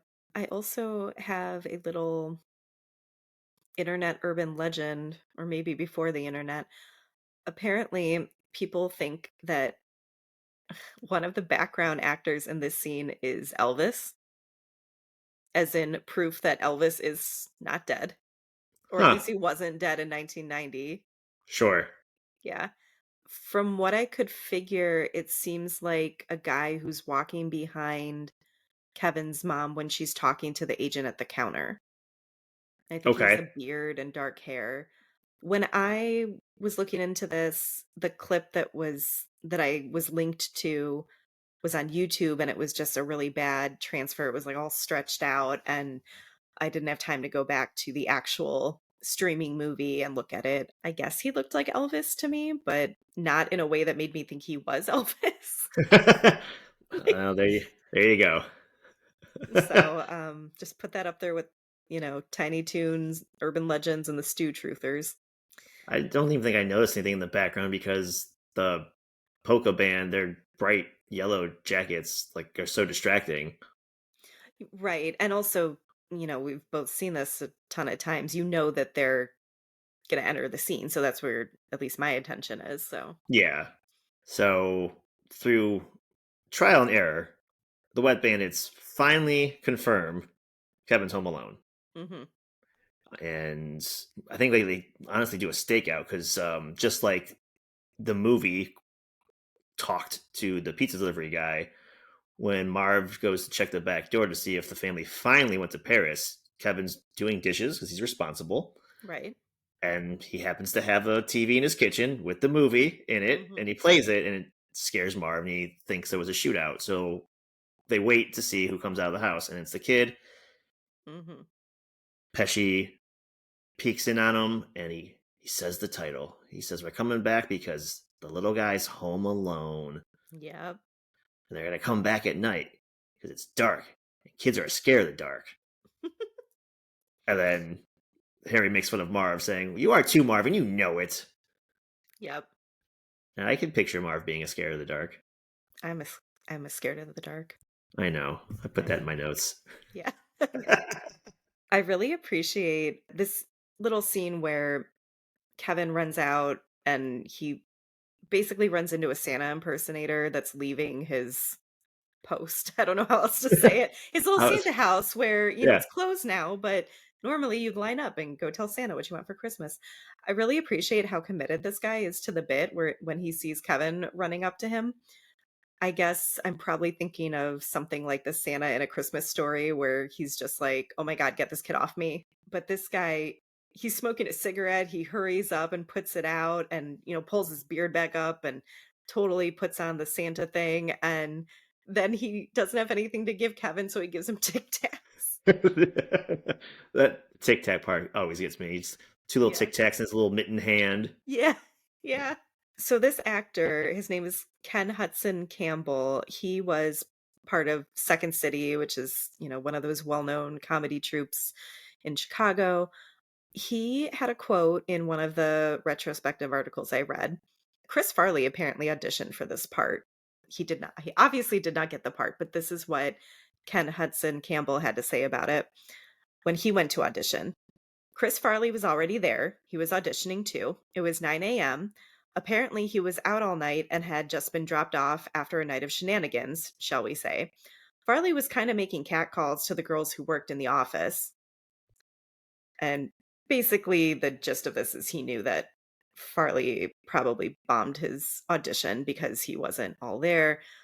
I had read that Chris Farley audition didn't get it before I found this interview, and I was curious why would he have not gotten it? And especially in the same thing I read, Chris Columbus was calling Ken Hudson Campbell like the next John Belushi. Hmm. And I mean, he was very funny in this bit part as Santa. Like, I don't know. He I was, wasn't yeah. I couldn't see Chris Farley doing this because he's always over the top. Like, I feel like this needs a softer touch. okay. Yes, I could Yeah. see that. But do you recognize the name? Maybe not the actor because he's wearing a Santa beard, but we've No. seen him twice already in other movies we've talked about. Same one. He he Because no, I did not. but he was the man in the hallway in Groundhog Day, Oh. which also means he was Max in He's Armageddon. yeah. Yeah, because as soon as you said "Man in the Hallway," I was like, "Wait, Man in the Hallway was in something else," but I don't remember that either. Yeah. Because I remember us bringing him up. It's funny, though, when you said, "Do you recognize his name?" I was like, "Why?" Because his last name's Campbell and so's mine. Oh, It's like, that doesn't mean anything, actually. clearly it's your Um, third cousin. clearly. Um, yeah, that's fun. So, I mean, okay, yeah, so he did go on to not be as big as Belushi, but, he kept acting, Yes. and obviously he was memorable, so Mhm. Mhm. mhm. Okay, I wanna talk about this scene in the church. I know we already mentioned that it really works for us as adults, was the boring scene when we were kids. Yes. One thing that struck me, though, is when Old Man Marley finally goes up to talk to Kevin, sits in his pew with him, he says, "There's a lot of things going around about me, but it's not true." And, he's trying to tell Kevin he doesn't need to be scared of him. I would like more background about this because I thought Buzz just made up a dumb story to scare his brother and cousins. Mhm. And then it sounds like people really are staying away from him as if they're scared of him. Like the whole town doesn't like him, like he's Boo Radley or something. And Yeah. that wasn't, I guess, the impression I had gotten based on that little bit with Buzz in the beginning. I mean, as a kid, 100%, we are scared of Old Man Marley because of Buzz, Mhm. and when he says that as a kid, I'm thinking, oh well, yeah, he's not a murderer. But you're right, as an adult, you're like, what are they saying? Do they think you're a murderer? Something that struck me too is like the entire church is empty besides these two people Is watching it the really? performance. There's like a wide I shot. didn't No one's notice. sitting anywhere near these two. Maybe it was a practice and he knew they were gonna be practicing. We get later the information that he's estranged from his adult son, and this is Right. the only way he could see his granddaughter perform in the choir. And Maybe it is a practice. I Yeah. Good guess good if they're call. operating in a way that churches should operate, the doors are always open, right? It's a safe haven, which is Yeah. why I think, Kevin kind of ends Kevin's up there. there, right? But with Old Man Marley, I assume, he snuck in to see his granddaughter. But that being said, Yeah. when he, well, I'm glad you're going with this. I'm glad you agree. When he's talking about a lot of people say things about him, none of it's true. I didn't know if I was supposed to assume people know about his family drama that he later Yes. talks about, but still, I mean, I don't does the whole town gossip about each other? Maybe in some towns, I don't know. Probably. I'm so curious. This poor I man who lives alone and isn't doing yeah, anything to right. anyone. I'm really curious why he's, like I said, Boo Radley. I feel like the line is a throwaway just to get them to talk. Don't believe what you hear about me. Pause. I'm not a murderer. Um, Pause, I'm not a murderer. the audience, we think he is because Buzz tells us. At least we did as kids. As an adult, I'm like, yeah, he's just making a story up. Mhm. But then, like in the shop, when Kevin, that is, steals the toothbrush, he comes in there and slams his bloodied bandaged hand on Yeah. the counter and just like deadpan stares at little Kevin. Yep. And then that brings me to my point here. Um, Now his hand is unbandaged and not bloody. There is a giant band aid on his hand that he clearly bought at the store. When they shake hands at the end, like it's in the shot, it's in like the middle of the shot. It's clearly intentional to show that, Yeah. or maybe I'm overthinking it again. Why? Like, why have his hand be bloody? Why are they showing him with a big old band aid on the back of his palm? It's almost like the band aid on Vin Rames in Pulp Fiction. Like, we don't know why it's there. So I assume the initial injury is another way to make him look scary, right? Of Because like course. you said, he slams his hand down, it's all bloody, and like he just put a kind of like a rag around it. And it also gives him a reason to be in the store because he's there to buy band-aids. Hmm. I don't know. He needed to go to the store for some reason, and he also needed Right. to seem scary. Maybe they just had the bandit on to keep up with continuity, but it Well, just feel yeah. like it's almost a focal point of the shot, and it probably isn't. But this watch, it was like It's dead just a center. focal point for you. I don't. Maybe I never noticed it before. I was like, it's a big ass band aid on his He hand, and Did you see how bloody the cloth was? He needed it. And we was have to it? find more ways to make him seem scary so that at the end, when he's actually nice, it's surprising. Mm-hmm. How did he injure the back of his hand? Joe, there's so So, anyways, his many church dumb scene's injuries. sweet. Oh my gosh. I do want to point out he says to Kevin, "You're never too old to be afraid." And I was like, "Oh, that's me too." Kevin gives him some good advice, though. Oh, wait, does Kevin say that or does he say that? He says that, but Kevin gives him some advice about like taking a chance and calling your son. You'll never Right, know of if you don't course. try. Yeah, Hmm. some good insight for an 8-year-old. Right. Chris Columbus said that they did this scene exactly how John Hughes had written it because he just thought it was a beautifully done scene. He stated in interviews that he thinks this was probably the scene that, when he was reading the script, convinced him to take on this movie in particular, Nice. along with all the Christmas, I guess. And the not drowning in the river. Yeah. I really like this scene right after this where we see Kevin running home and, the choir Christmas music is still playing, but we've already discussed how a lot of the houses are on timers for their lights, so it seems like they're not all gone. but as he's running home, the timer lights come on one house at a time, and it's all in time with the bells in the song. Hmm. And as an adult, I really enjoyed this this time around. F that. As a kid, I enjoyed it, like, Oh, I and don't know still what time it do. is. Because I remember just loving the sequences. As a kid, after he's talking to the grumpy old man with the mysterious bandage on his hand, that the boring scene when we're kids, Right. shit's about to go down. So like when that music starts playing, he starts running. Like, yes, this is the music pumps you up because it's a very raucous version of Carol of the Bells, Hmm. and we're about to get an awesome montage.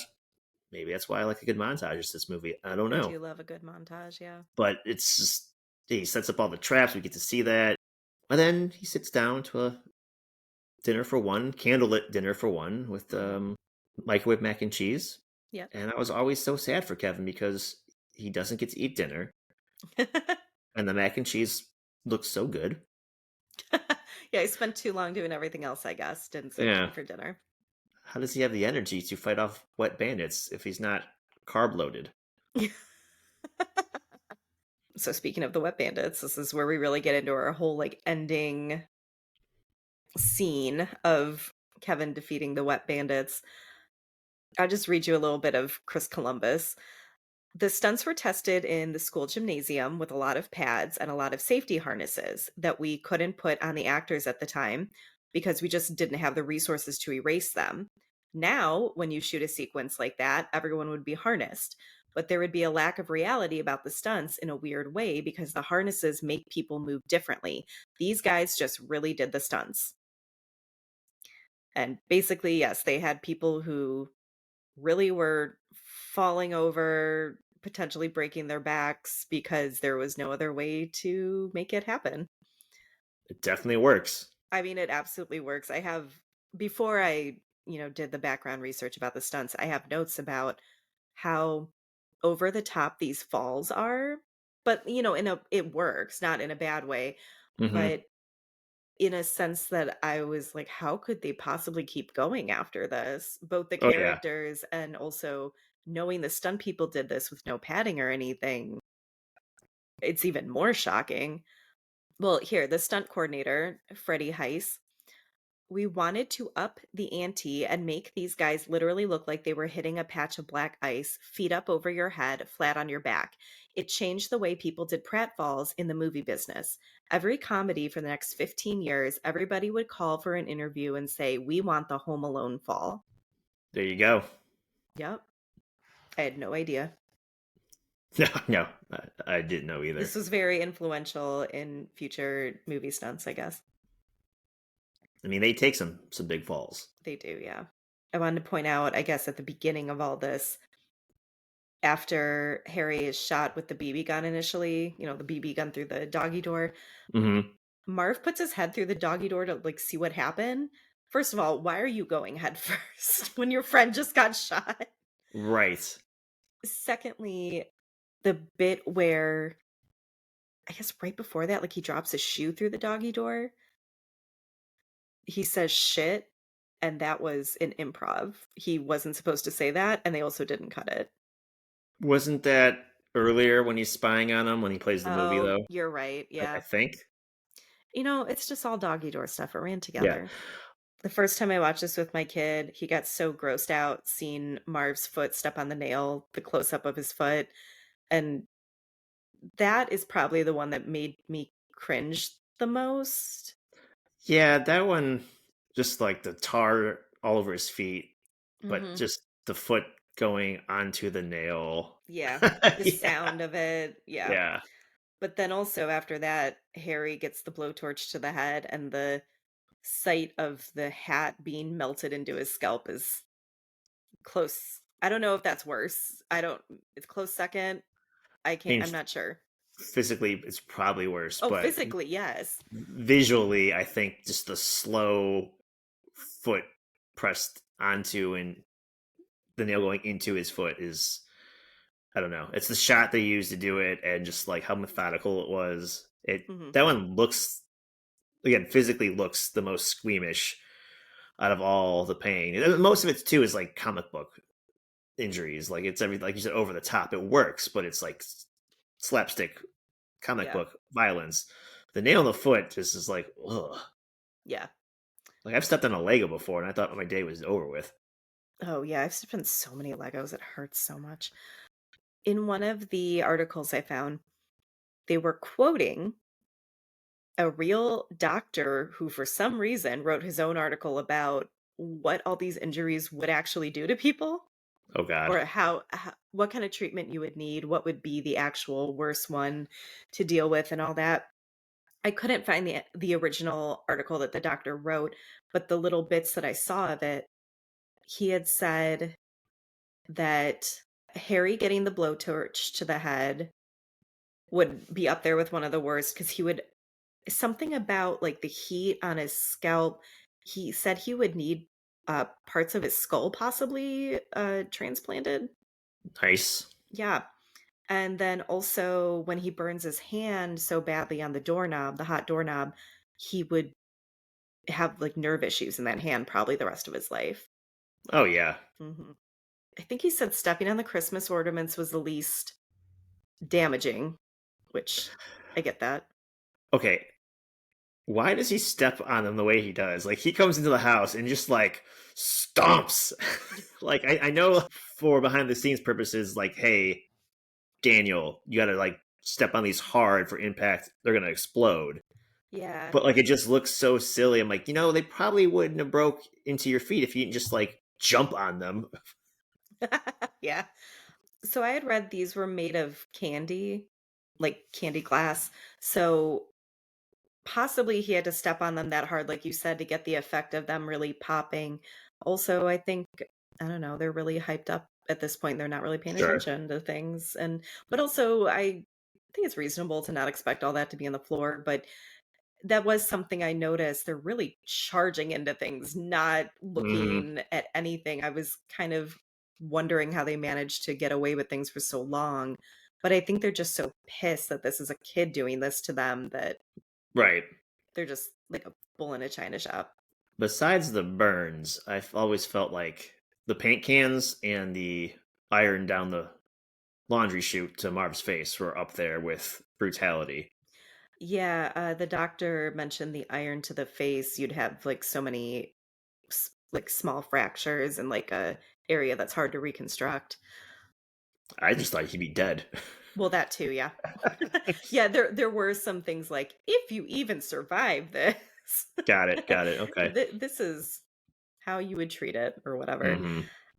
Yeah, I mean, obviously, this was funny when I was young. I mean, this Of was course. everyone's favorite Still funny. part. It's still yes, it's still funny.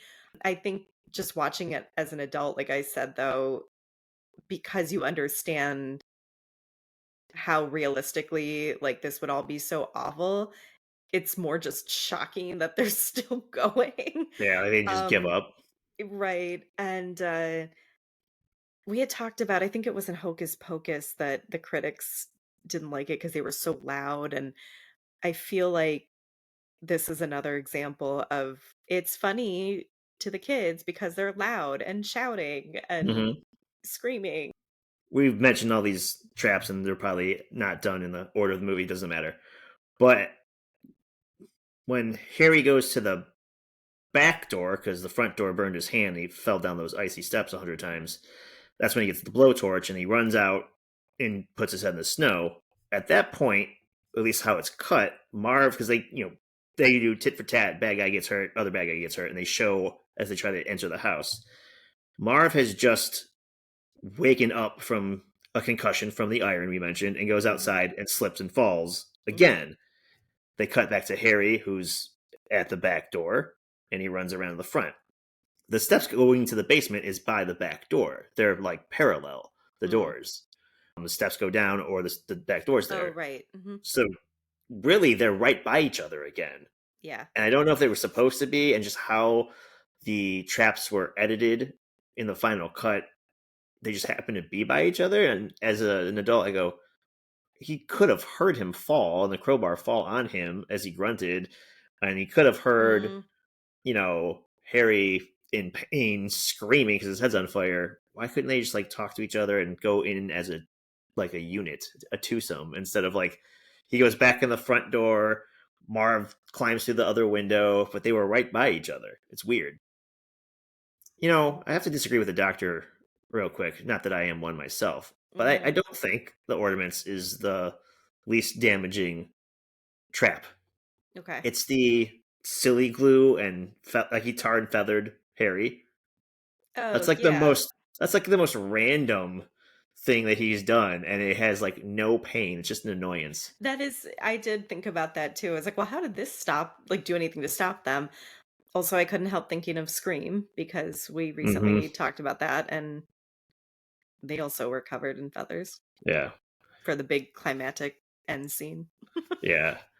I do like the little interaction when the bad guys actually meet in the foyer after getting their bumps and bruises. Marv, why the hell did you take your shoes off? Why the hell are you dressed like a chicken? Yeah. And, yeah, I like that as if all of this has been normal. Like, "Why'd you take your Right, shoes off?" because he's an adult. He doesn't put his shoes on the goddamn bed. That's yep, that's the answer. There you go. Um, I am glad that they show Kevin calling 911 in the midst of all this. Just it feels very after school special of me to say this, but glad that the cops are actually going to show up this time. Right. It's funny the when he calls because he could have called. At any Well, yeah. the, the earlier during the day when he said we're going to come back at 9 p.m. and he goes 9 p.m. and like he's making a mental note. Yeah, that's a good point He's like, actually. "Hey, Yeah. Chicago PD, can you get here at 9:01?" Right, Like, right. yeah, Um interesting.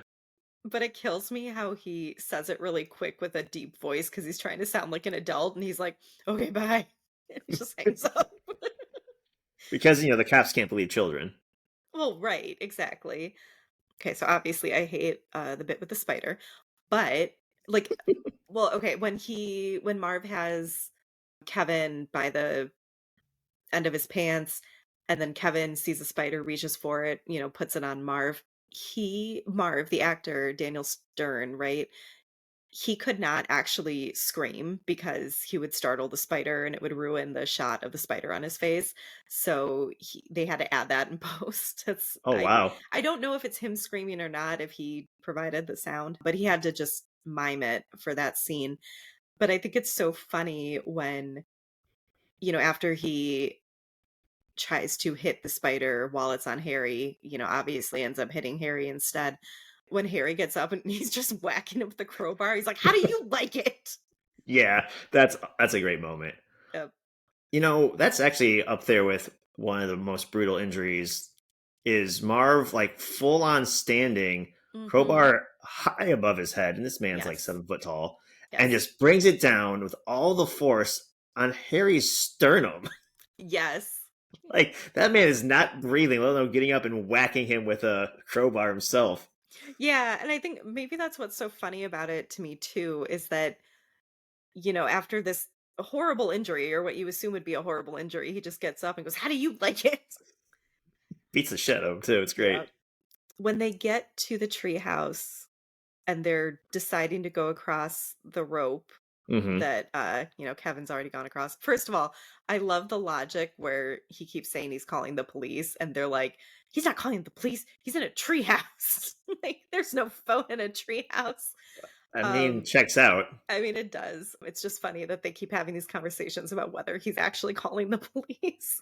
Hmm. Um but when they decide they to go across the rope, they say something like, "No, because he wants us to go back through that booby-trapped house, like, that's what he wants us to do," and it gets to a point where they're, overthinking things so much, but also, at first I was like, "Well, why would you think going across the rope would be the right idea?" Because to me, maybe I've just, like, seen too many Looney Tunes, like, of course he could cut it from the other side or somehow, unknot it from the other side, and then you're stuck, Hmm. but at the same time, like, I don't know if I'd wanna go through the booby-trapped house either, but at least now you know where the booby traps are, maybe?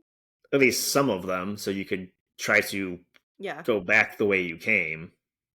The spider's that way too, though. Oh, yeah. That would do it for me. Yeah. You're Mm. just jumping out the window. Yeah. So after this, Kevin runs to a neighboring house.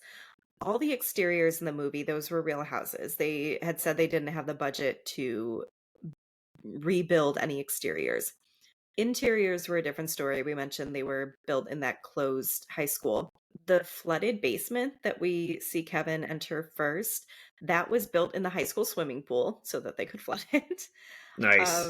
Yeah, and I think the kitchen as well, because the kitchen was wet, but not Very as wet. yeah, Yeah. wet bandits. Hmm.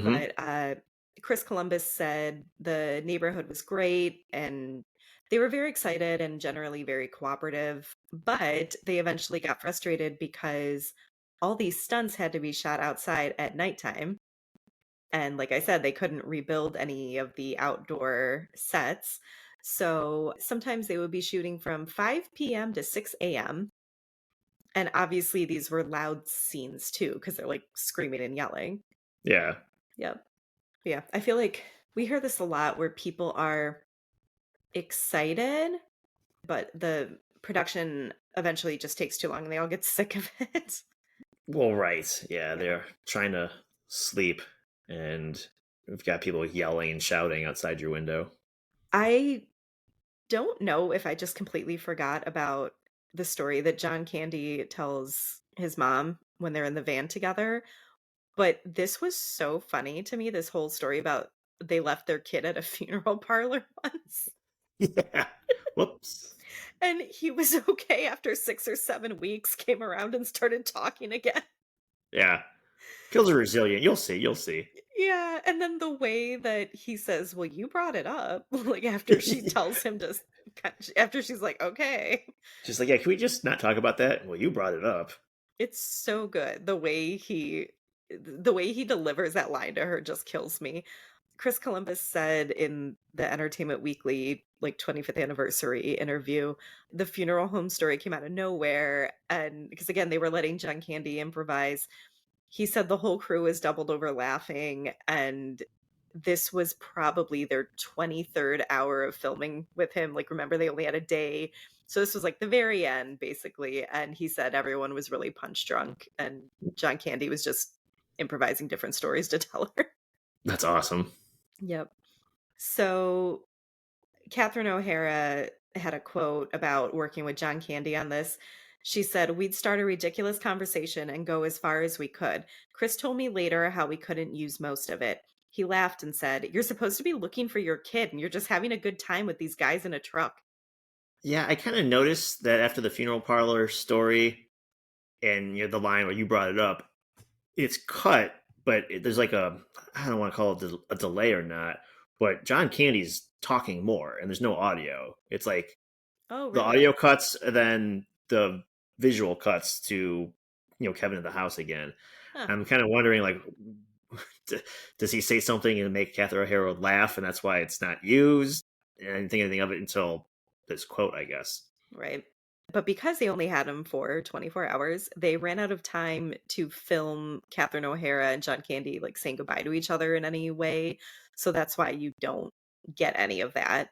There's no, like, final thank you goodbye with her and the polka guys. It kind of works though. Yeah, I think it's fine. I hadn't really thought about it. No, I've never watched this movie. Go, oh man, I hope she thanked them. I hope she like they No. exchange numbers and she can send him a Christmas card next year with Kevin in the photo. Like, Right, no, exactly. he just dropped her off and they went on their way. They got to get Mhm. back to Milwaukee. Yeah, I get it. Something I noticed this time around, we talked about the house looking like Christmas vomit in a pleasant way, by the way, all the greens and Of reds. course. There were, poinsettias everywhere, as you do, but also because of the green and red. Christmas morning, Kevin's walking around in his robe and just looking for his family.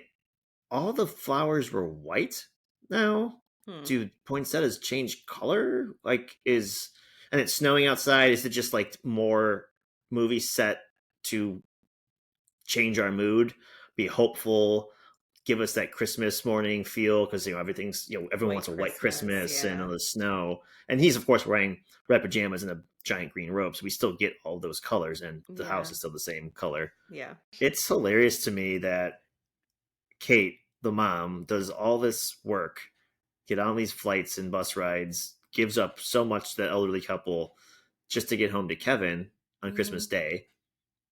which I know she wanted to get there earlier, but she did what she could. And then the family just shows up. Yeah. Like Bust right we, in.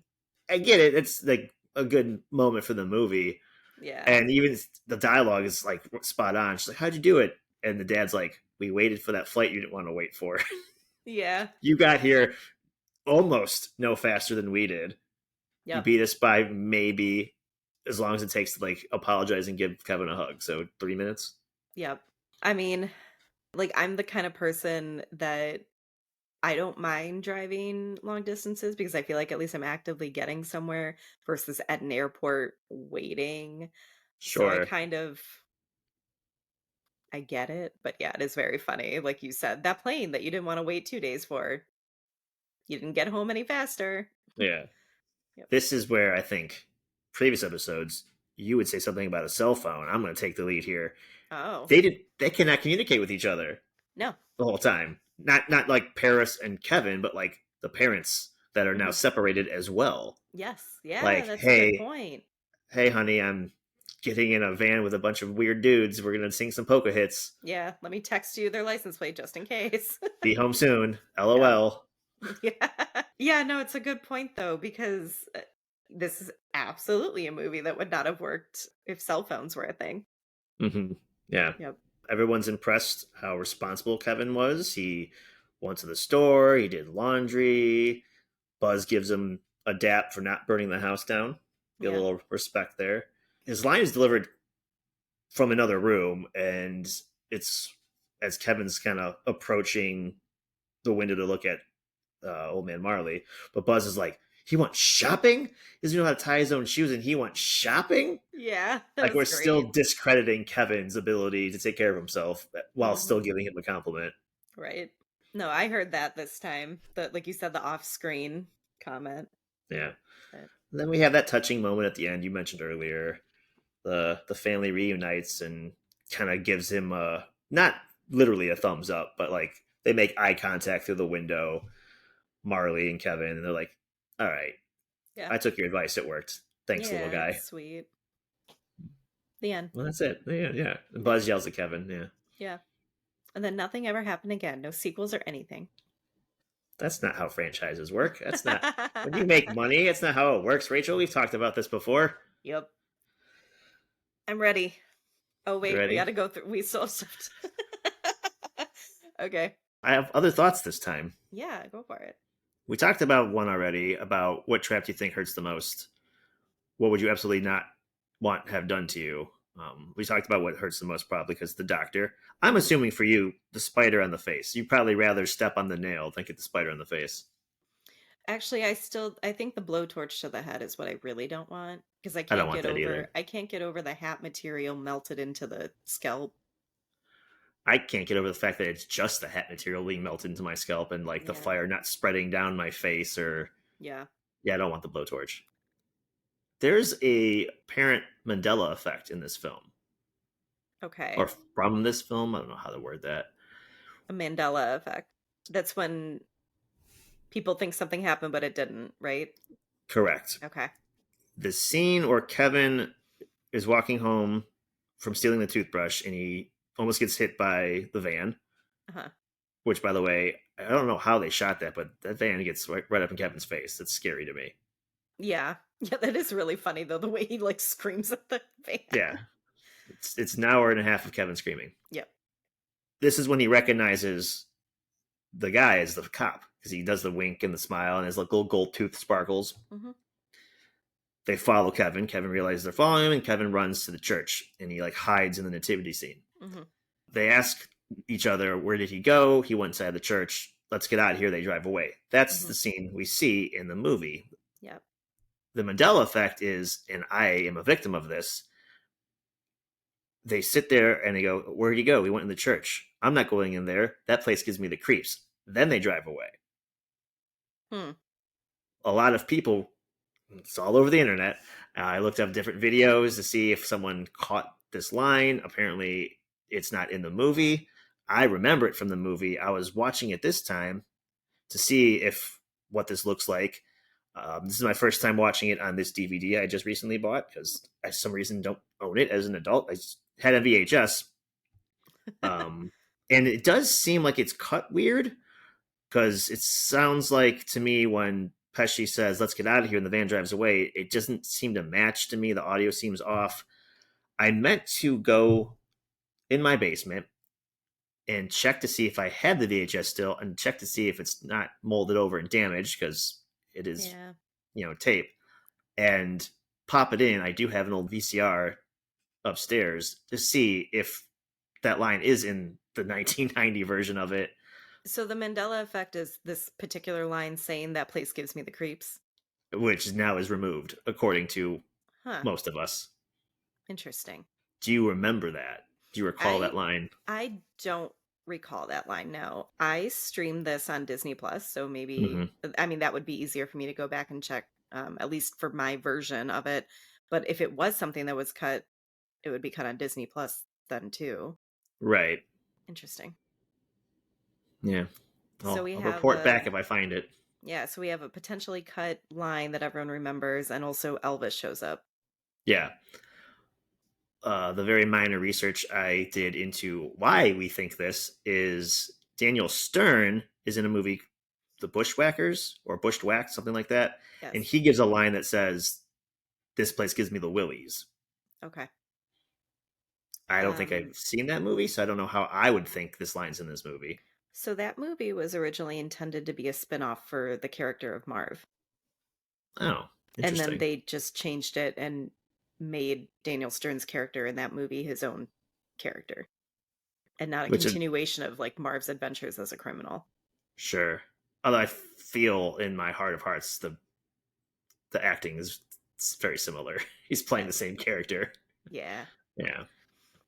I had not heard of this and I don't remember or misremember. I have no idea. Hmm. I'm so sorry. I can't help you with this one. That would you did help. You don't remember it, and I do, and so hence the Mandela effect. All right. So this movie, like we said, was released in November, was supposed to be Thanksgiving weekend.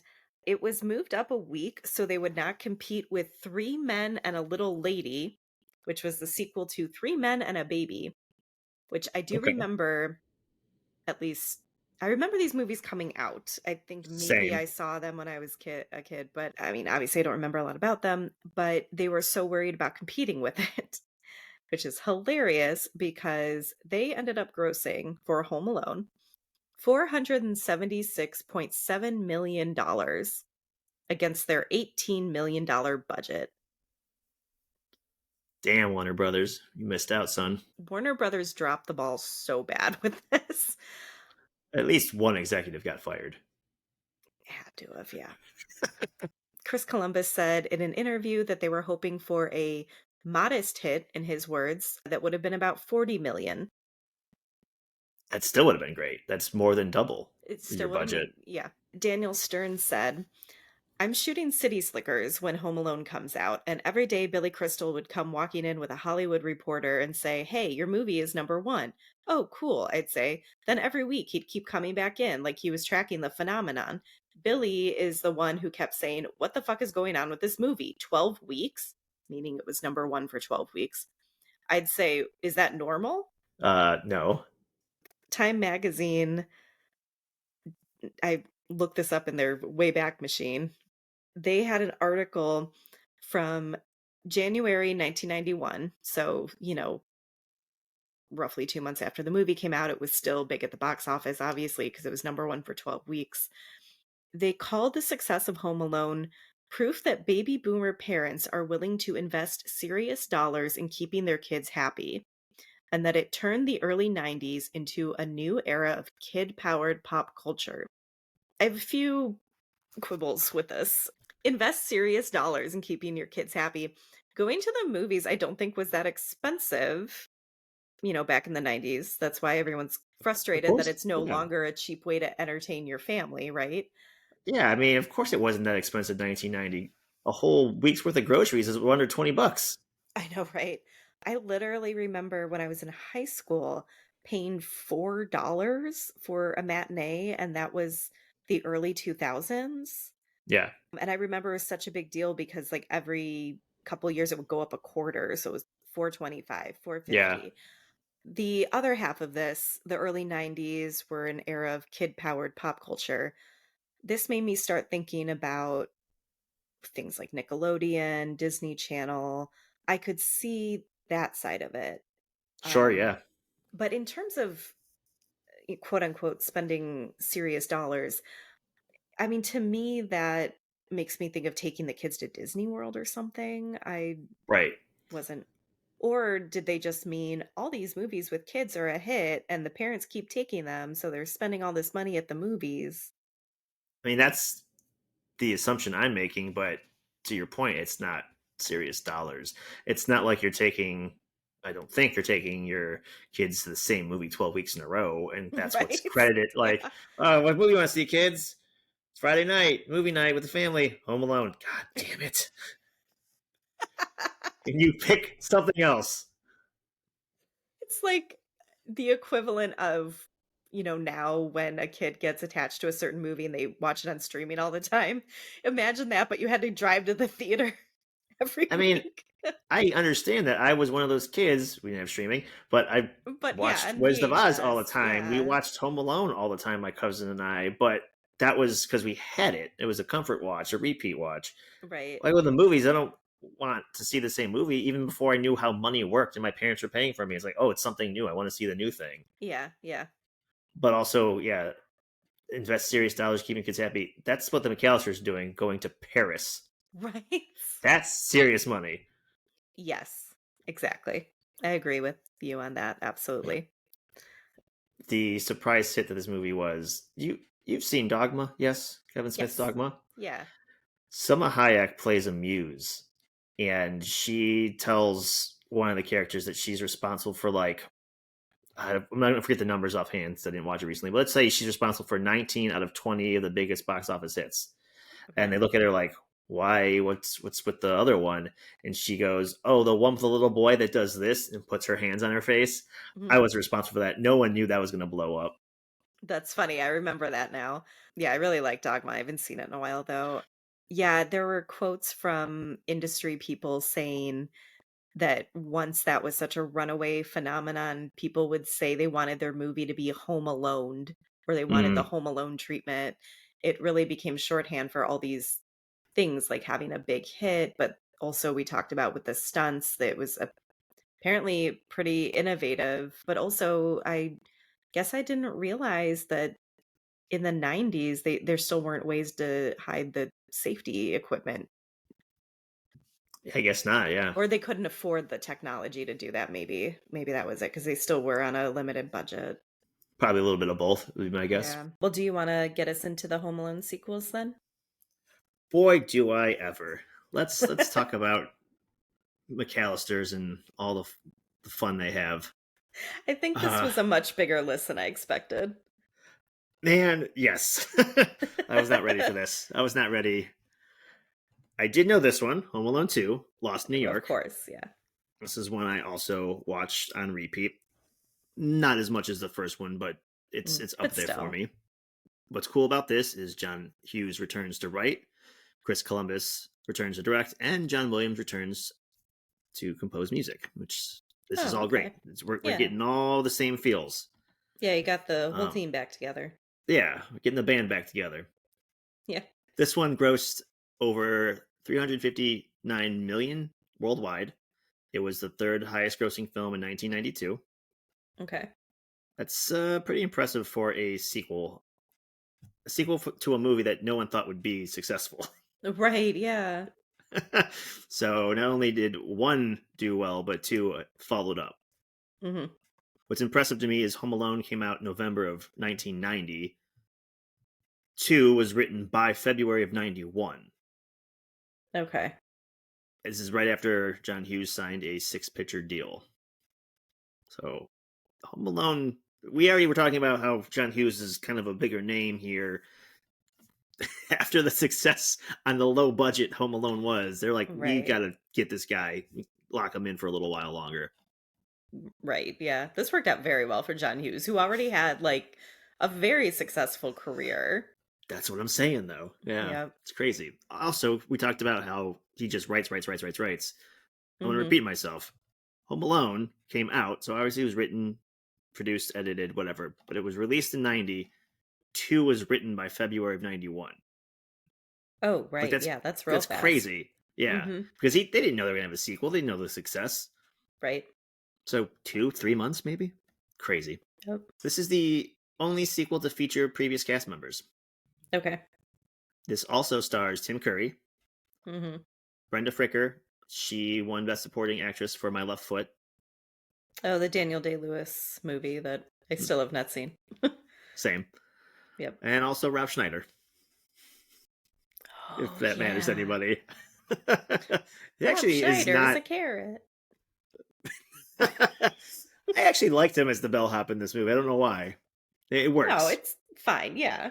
I'm not going to go too much into it, but this is set 1 year after the previous film, so another big McCallister vacation. They are planning to get away this time to Florida, and Kevin, who loves Christmas trees, he's of course complaining because the palm trees are not up to his standards. They're not as festive. Mhm. They sleep in again. I forget why. Doesn't matter. They rush to the airport, this time with Kevin. And as they rush to the gate, Kevin, of course, has to take a pause to put batteries in his Walkman Talkman thing. The you record yourself and it plays back, whatever it was called at the time. Oh, yeah. Was it wait, Talk Boy? That's not right, is it? Something like that. We There's had other one variations. Yeah, and there because was he like became the the kid on the face for it. commercials too. Yeah. Yeah, Mhm. there were other ones that existed. Like Nickelodeon did one called like a Yak Back. I remember that one specifically because I Oh, think I yes, had I a Yak Back. remember. It was probably Mhm. less expensive, and so we had that. Yes. Um, but basically, he is finagling with his toy, and another man cuts in front of him, and they're wearing the same coat as his father. So he follows that man to the wrong gate, gets on the wrong plane, ends up in New York City. So now instead of being home alone, he is in one of the biggest cities by himself. Of As I don't course. know, was he 8, 9, 10? I don't even know. Maybe Wasn't 12. he 8 in the first one? Yeah, I guess he was 8. So he's Okay. presumably 9 in this movie, at least the Uh, character. really quick, I did look it up. It is called the Talk Boy. I thought that's a There you stupid go. name. That can't be right, but nope, that's right. Well, you have Walkman and Talkboy. Clearly, it's a whole Oh, family of like things we listen to. Apparently, I don't know. gadgets that can play Could be things for people. us. I don't know. It could be people. I am Talkboy. Mm. Uh, If it's not bad enough that Kevin's by himself in New York City, the wet bandits escape prison. How do we know this? We see it on the front page of a newspaper. Very clever. But somehow now they're in the Big Apple. That doesn't get explained. I think they stow away in a laundry truck or something.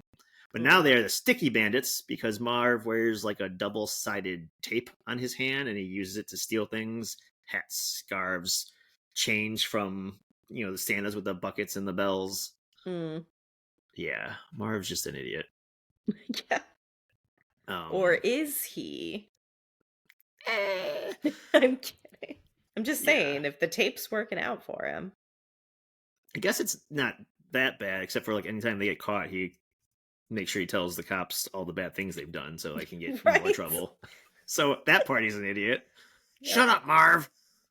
Um, Somehow in this Hmm. huge city, Kevin and this now sticky bandits run into each other. Yeah. Kevin overhears them planning their robbery of a toy store to steal all this money that was going to go to charity, so they're extra bad in this movie. Hmm. Kevin catches them, somehow finds out one of his uncles has property in New York and it's like an abandoned building and it's dilapidated, so prime for traps and all the fun stuff, and gets them to chase him through it and they get hurt again. Part of this movie you get like mixed reviews.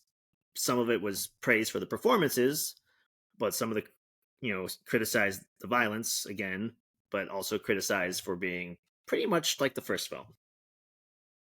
Okay. Yeah. I found it fun. I liked it a lot. Like I said, growing up, watched it quite often. Not as much as the first one. Yes, Hmm. I understood even as a kid. This is basically, besides the part where he's in Newark, the trap part is cut, copy, paste.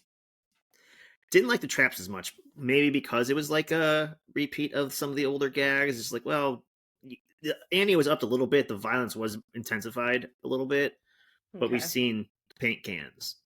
And then instead of then he does the Yeah. paint, he does the 3 paint cans, and then he does like he does like a whole like piece of piping of something like a sewer system. Mhm. It's a huge pipe. I don't know where he gets it from, and that's so like it adds to it, but I think I like Yeah. more of the beginning part of the movie with he's talking to like the Duncan toy guy, and it's actually more of a sweeter Christmas story.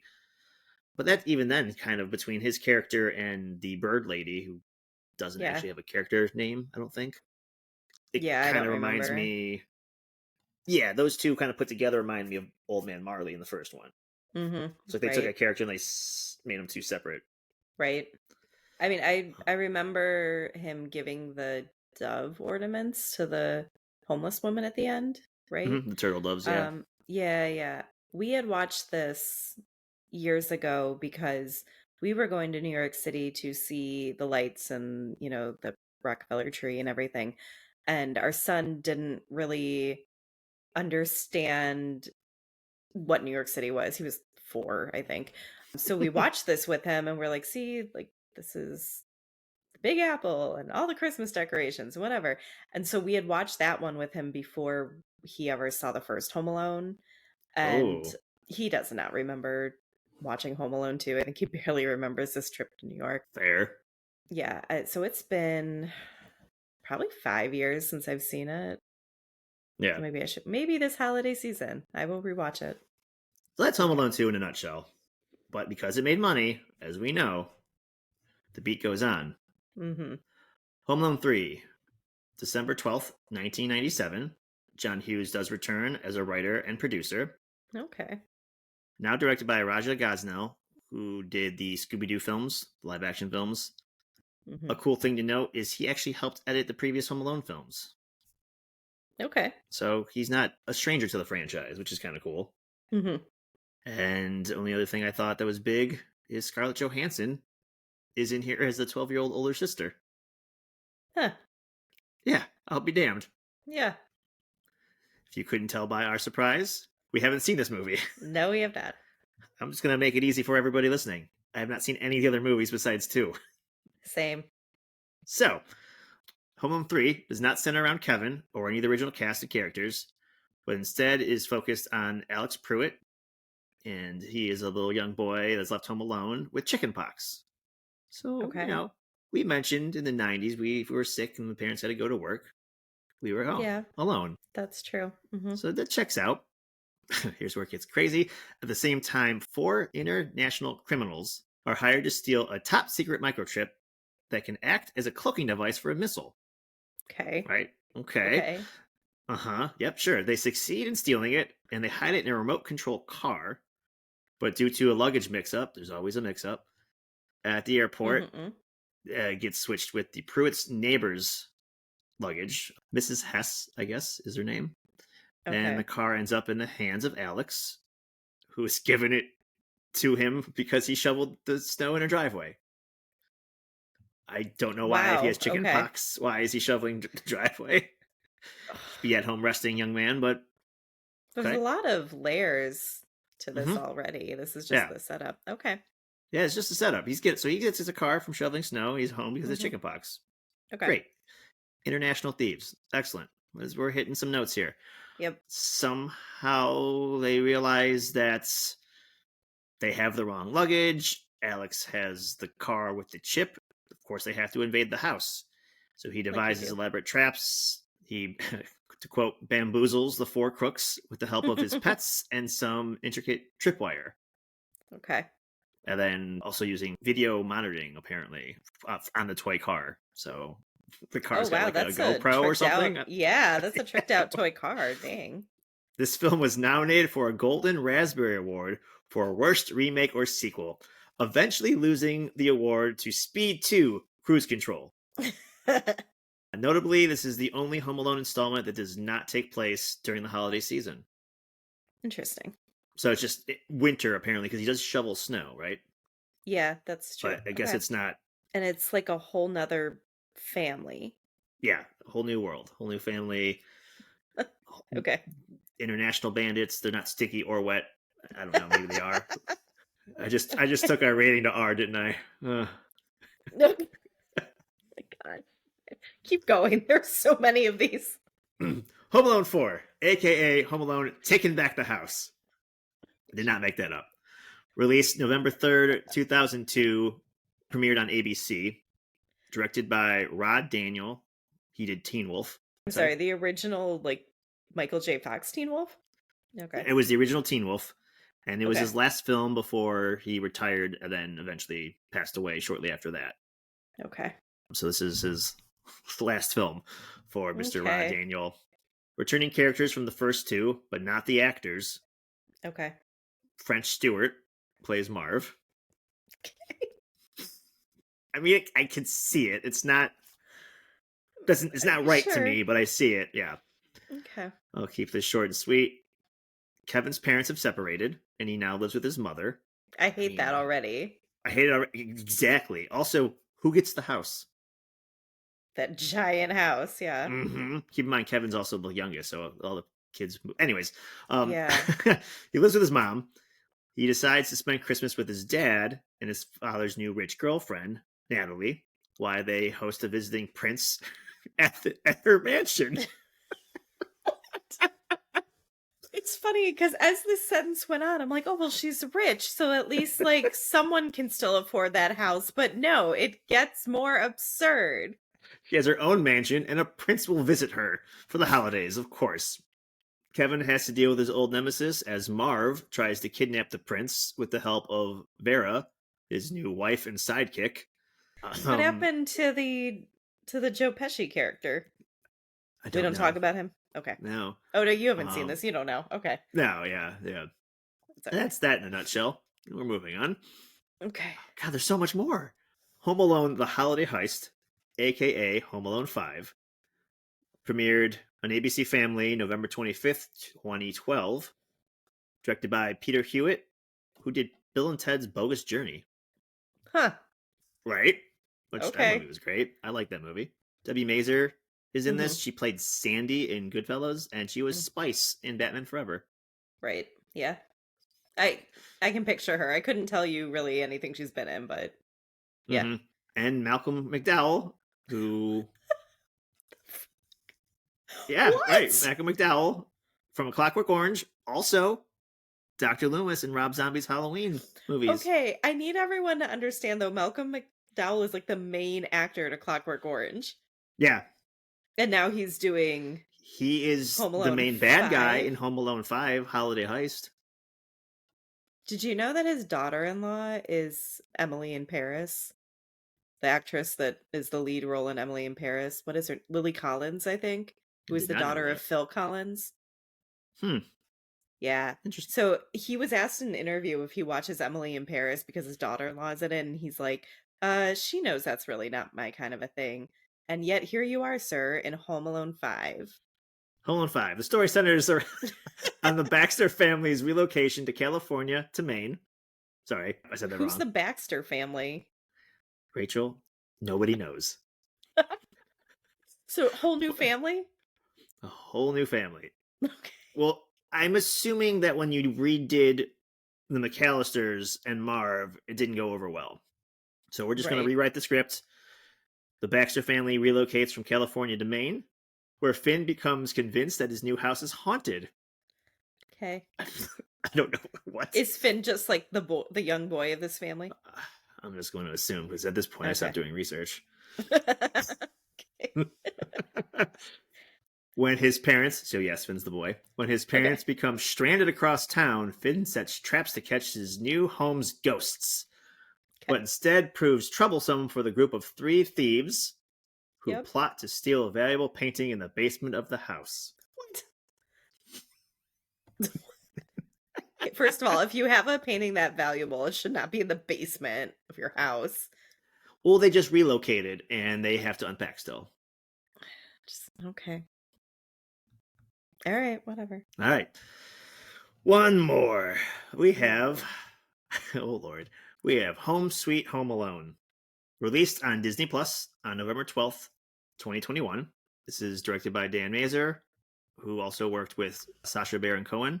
Stars Archie Yates. And this kid, I recognize him from Jojo Rabbit, and he was hilarious in Jojo Rabbit. Okay. Ellie Kepner from The Office. Oh, Kenan Thompson from All That / SNL. okay. Chris Parnell, SNL and Archer. Okay. Pete Holmes. I mean, it's not the worst cast, Right. It's also, quote, a standalone sequel to Holiday Heist. which is the one we just discussed, right? Yes. Holiday Heist. Okay. With Malcolm McDowell, yeah. I'm really just imagining him robbing Kevin McCallister's house dressed as his character from A Clockwork Orange. Hmm. Hmm. What is it? The ultraviolence? Well, if you leave milk and cookies out, we know that character's going to drink the milk. This has taken a turn that I had no way expected. We're I almost home sweet need home. I need everyone listening to this to watch Clockwork Orange if you have not, and then you'll understand like why Why I'm this is ridiculous? struggling with this. Yeah. Yeah. There's a big plot description here that I try to chip away at the best I could. Let's see how good I can do. During an open house, Max Mercer and his mother drop on in to use the restroom. Because that's something you do with an open house, right? You're really not supposed to. No. Oh, is this house for sale? I gotta take a shit. The bathroom's lovely. Apparently, Max has a brief exchange with the homeowner, Jeff, during which the latter reveals a box of old dolls, including a malformed one that's got an upside-down face, and it's worth a lot of money. Okay. Already, what the fuck? There's already too much happening in this setup. Max and his mom go home, and they're preparing a trip to Tokyo. These families go so many places for Christmas. Yeah. Max is annoyed they're going to Japan, and he goes in the garage into the car to watch cartoons and falls asleep. Okay. The family doesn't realize this. For some reason, no one can keep tabs on their kids in these movies. Right. And he's left home alone. Shocking. It's got to happen somehow. Meanwhile, Jeff, concerned about losing their home at the open house, goes to get the doll to find that it's missing. This is the upside-down face doll that apparently is worth a lot of money that he told a random kid who stopped by to use the bathroom. I don't know. I got nothing. So, of course, he accuses young Max. Right? As you do. Meanwhile, Max discovers the whole family has left and initially has fun, just like in the first one. You know, I'm free. I'm running around the house, eating popcorn, jumping on the bed with your shoes. But Jeff and his wife Pam arrive at the Mercers and they try to get inside. Max overhears them talking about the ugly little boy, assuming they're talking about him, but they're talking about the doll. And they think they're trying to kidnap him, not steal back their doll. Okay. So Max attempts to scare them away by calling the police. Ready for this? Okay. Officer Buzz McCallister shows up. Dang. Yes, the same Buzz from the first and second films. Okay. Then he realizes he's home alone, and his parents may get arrested, so he doesn't want to get his parents in trouble. Sneaking around to the back of the house, Jeff and Pam, still looking for this ugly doll, end up in the neighbor's backyard instead. They get overheard once again by Max, Jeff agreeing to arrive dressed as Santa in an effort to fool young Max. He responds by booby-trapping the house. The plot alone is elaborate just to get to the traps. Yes. Like, I couldn't shorten this to make it make sense. I had to read it all, and it still doesn't make sense to me. No, it makes sense. It's just like a lot. It's a lot, setup. Yeah. So we're at the booby-trapping part of the house now, and of course the traps do things, and yada, yada, yada, yada, yada. Yeah. Ends up, though, Max never stole the doll, but he stole a can of soda. That's why I guess he thinks they're mad at him and want to kidnap him. They clear up the misunderstanding, but learn Max is home alone and agree to let him stay with them until their mother returns. Wait, what? Yeah, what? Okay, so, lots of thoughts. Yeah. I've always joked with my wife every year, because these are all on Disney, that I'm going to watch these sequels because I'm very curious. I Right. really wanted to watch this one until just now when I read all that because of the cast. Like, I love, I forget his name, Yeah. the little kid that played in Jojo Rabbit. He was hilarious in Jojo Rabbit. That movie's amazing. And Yeah, and the I rest of don't the know. cast is good. I mean, I still might give it a shot. I just don't know how much Christmas wine I'll have before I watch it. Yeah, exactly. Yeah, that was a whole heck of a lot. Oh my gosh. I wanna know what happened to the doll. I don't No know. one It's probably in here somewhere. I Wikipedia skipped didn't over it. know, yeah. I think I left that part out. Oh well. God, okay. Well, that was a lot more than I expected. Who are you telling? Yep.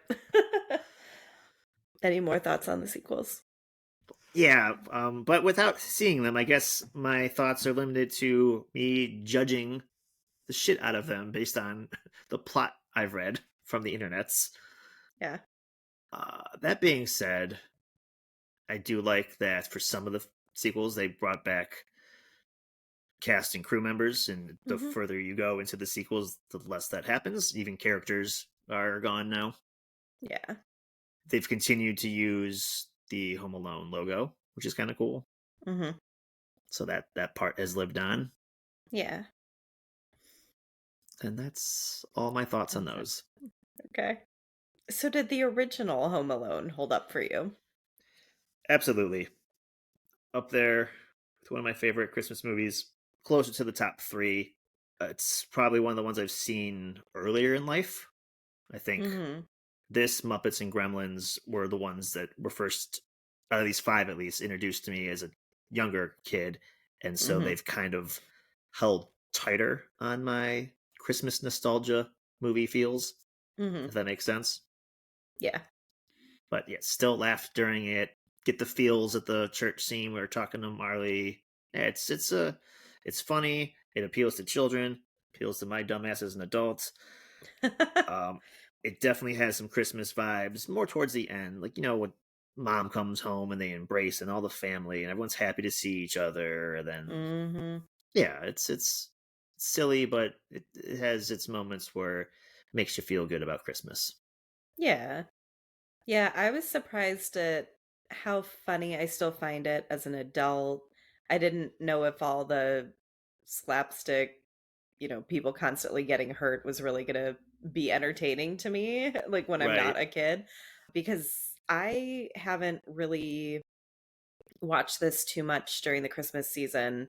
I think it was only last year we turned it on to show my son, and Mm. then obviously rewatched it for this. But like you said too, some of the more emotional parts obviously are more obvious to me now as a grown up. The church scene, the end when his mom finally comes home and she's obviously feeling guilty but excited to see him, and the mix of things I'm sure as a parent who left their child to go to Europe would feel. I appreciated John Candy so much more in this rewatch too, more so than I probably did as a kid. Yeah. That whole ending part with him, his last scene talking about leaving his kid at a funeral home.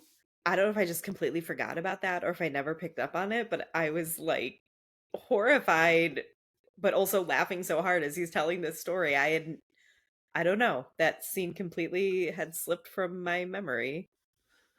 I definitely remember that scene, but I don't know if it hit the same way now because it's like, okay, he's just talking about the Mhm. time his kid was left somewhere, and he's. I don't know if I ever thought he was making that up or not to make her feel better, Mhm. but as an adult on this view, just kind of the delivery and hearing Mhm. how he tells it is definitely funnier than I remember it being. Yeah, absolutely. All right. Well, we would love to hear your thoughts on Home Alone as well as your own favorite Christmas movies. You can find us on Instagram at Back Through the Lens Pod and on Facebook at Back Through the Lens. You can also email us at backthroughthelenspodcast@gmail.com. If you're listening on Spotify or Apple Podcasts, please leave us a rating and review. It's the best way to support our show. If you enjoyed our show today, please give us a like and follow for updates on new and future episodes. Our show is produced by our hosts, Rachel Campbell and myself, Joe Siomek, with additional help and support from Peter Telep of LPV Productions. Peter, Rachel, and I are also the executive producers. Our awesome logo is brought to you by Tom Fracci, and our wonderful theme song is by Matt Tarek. Thanks for listening, and stay tuned for more trips into our movie watching past on Back of the Lens.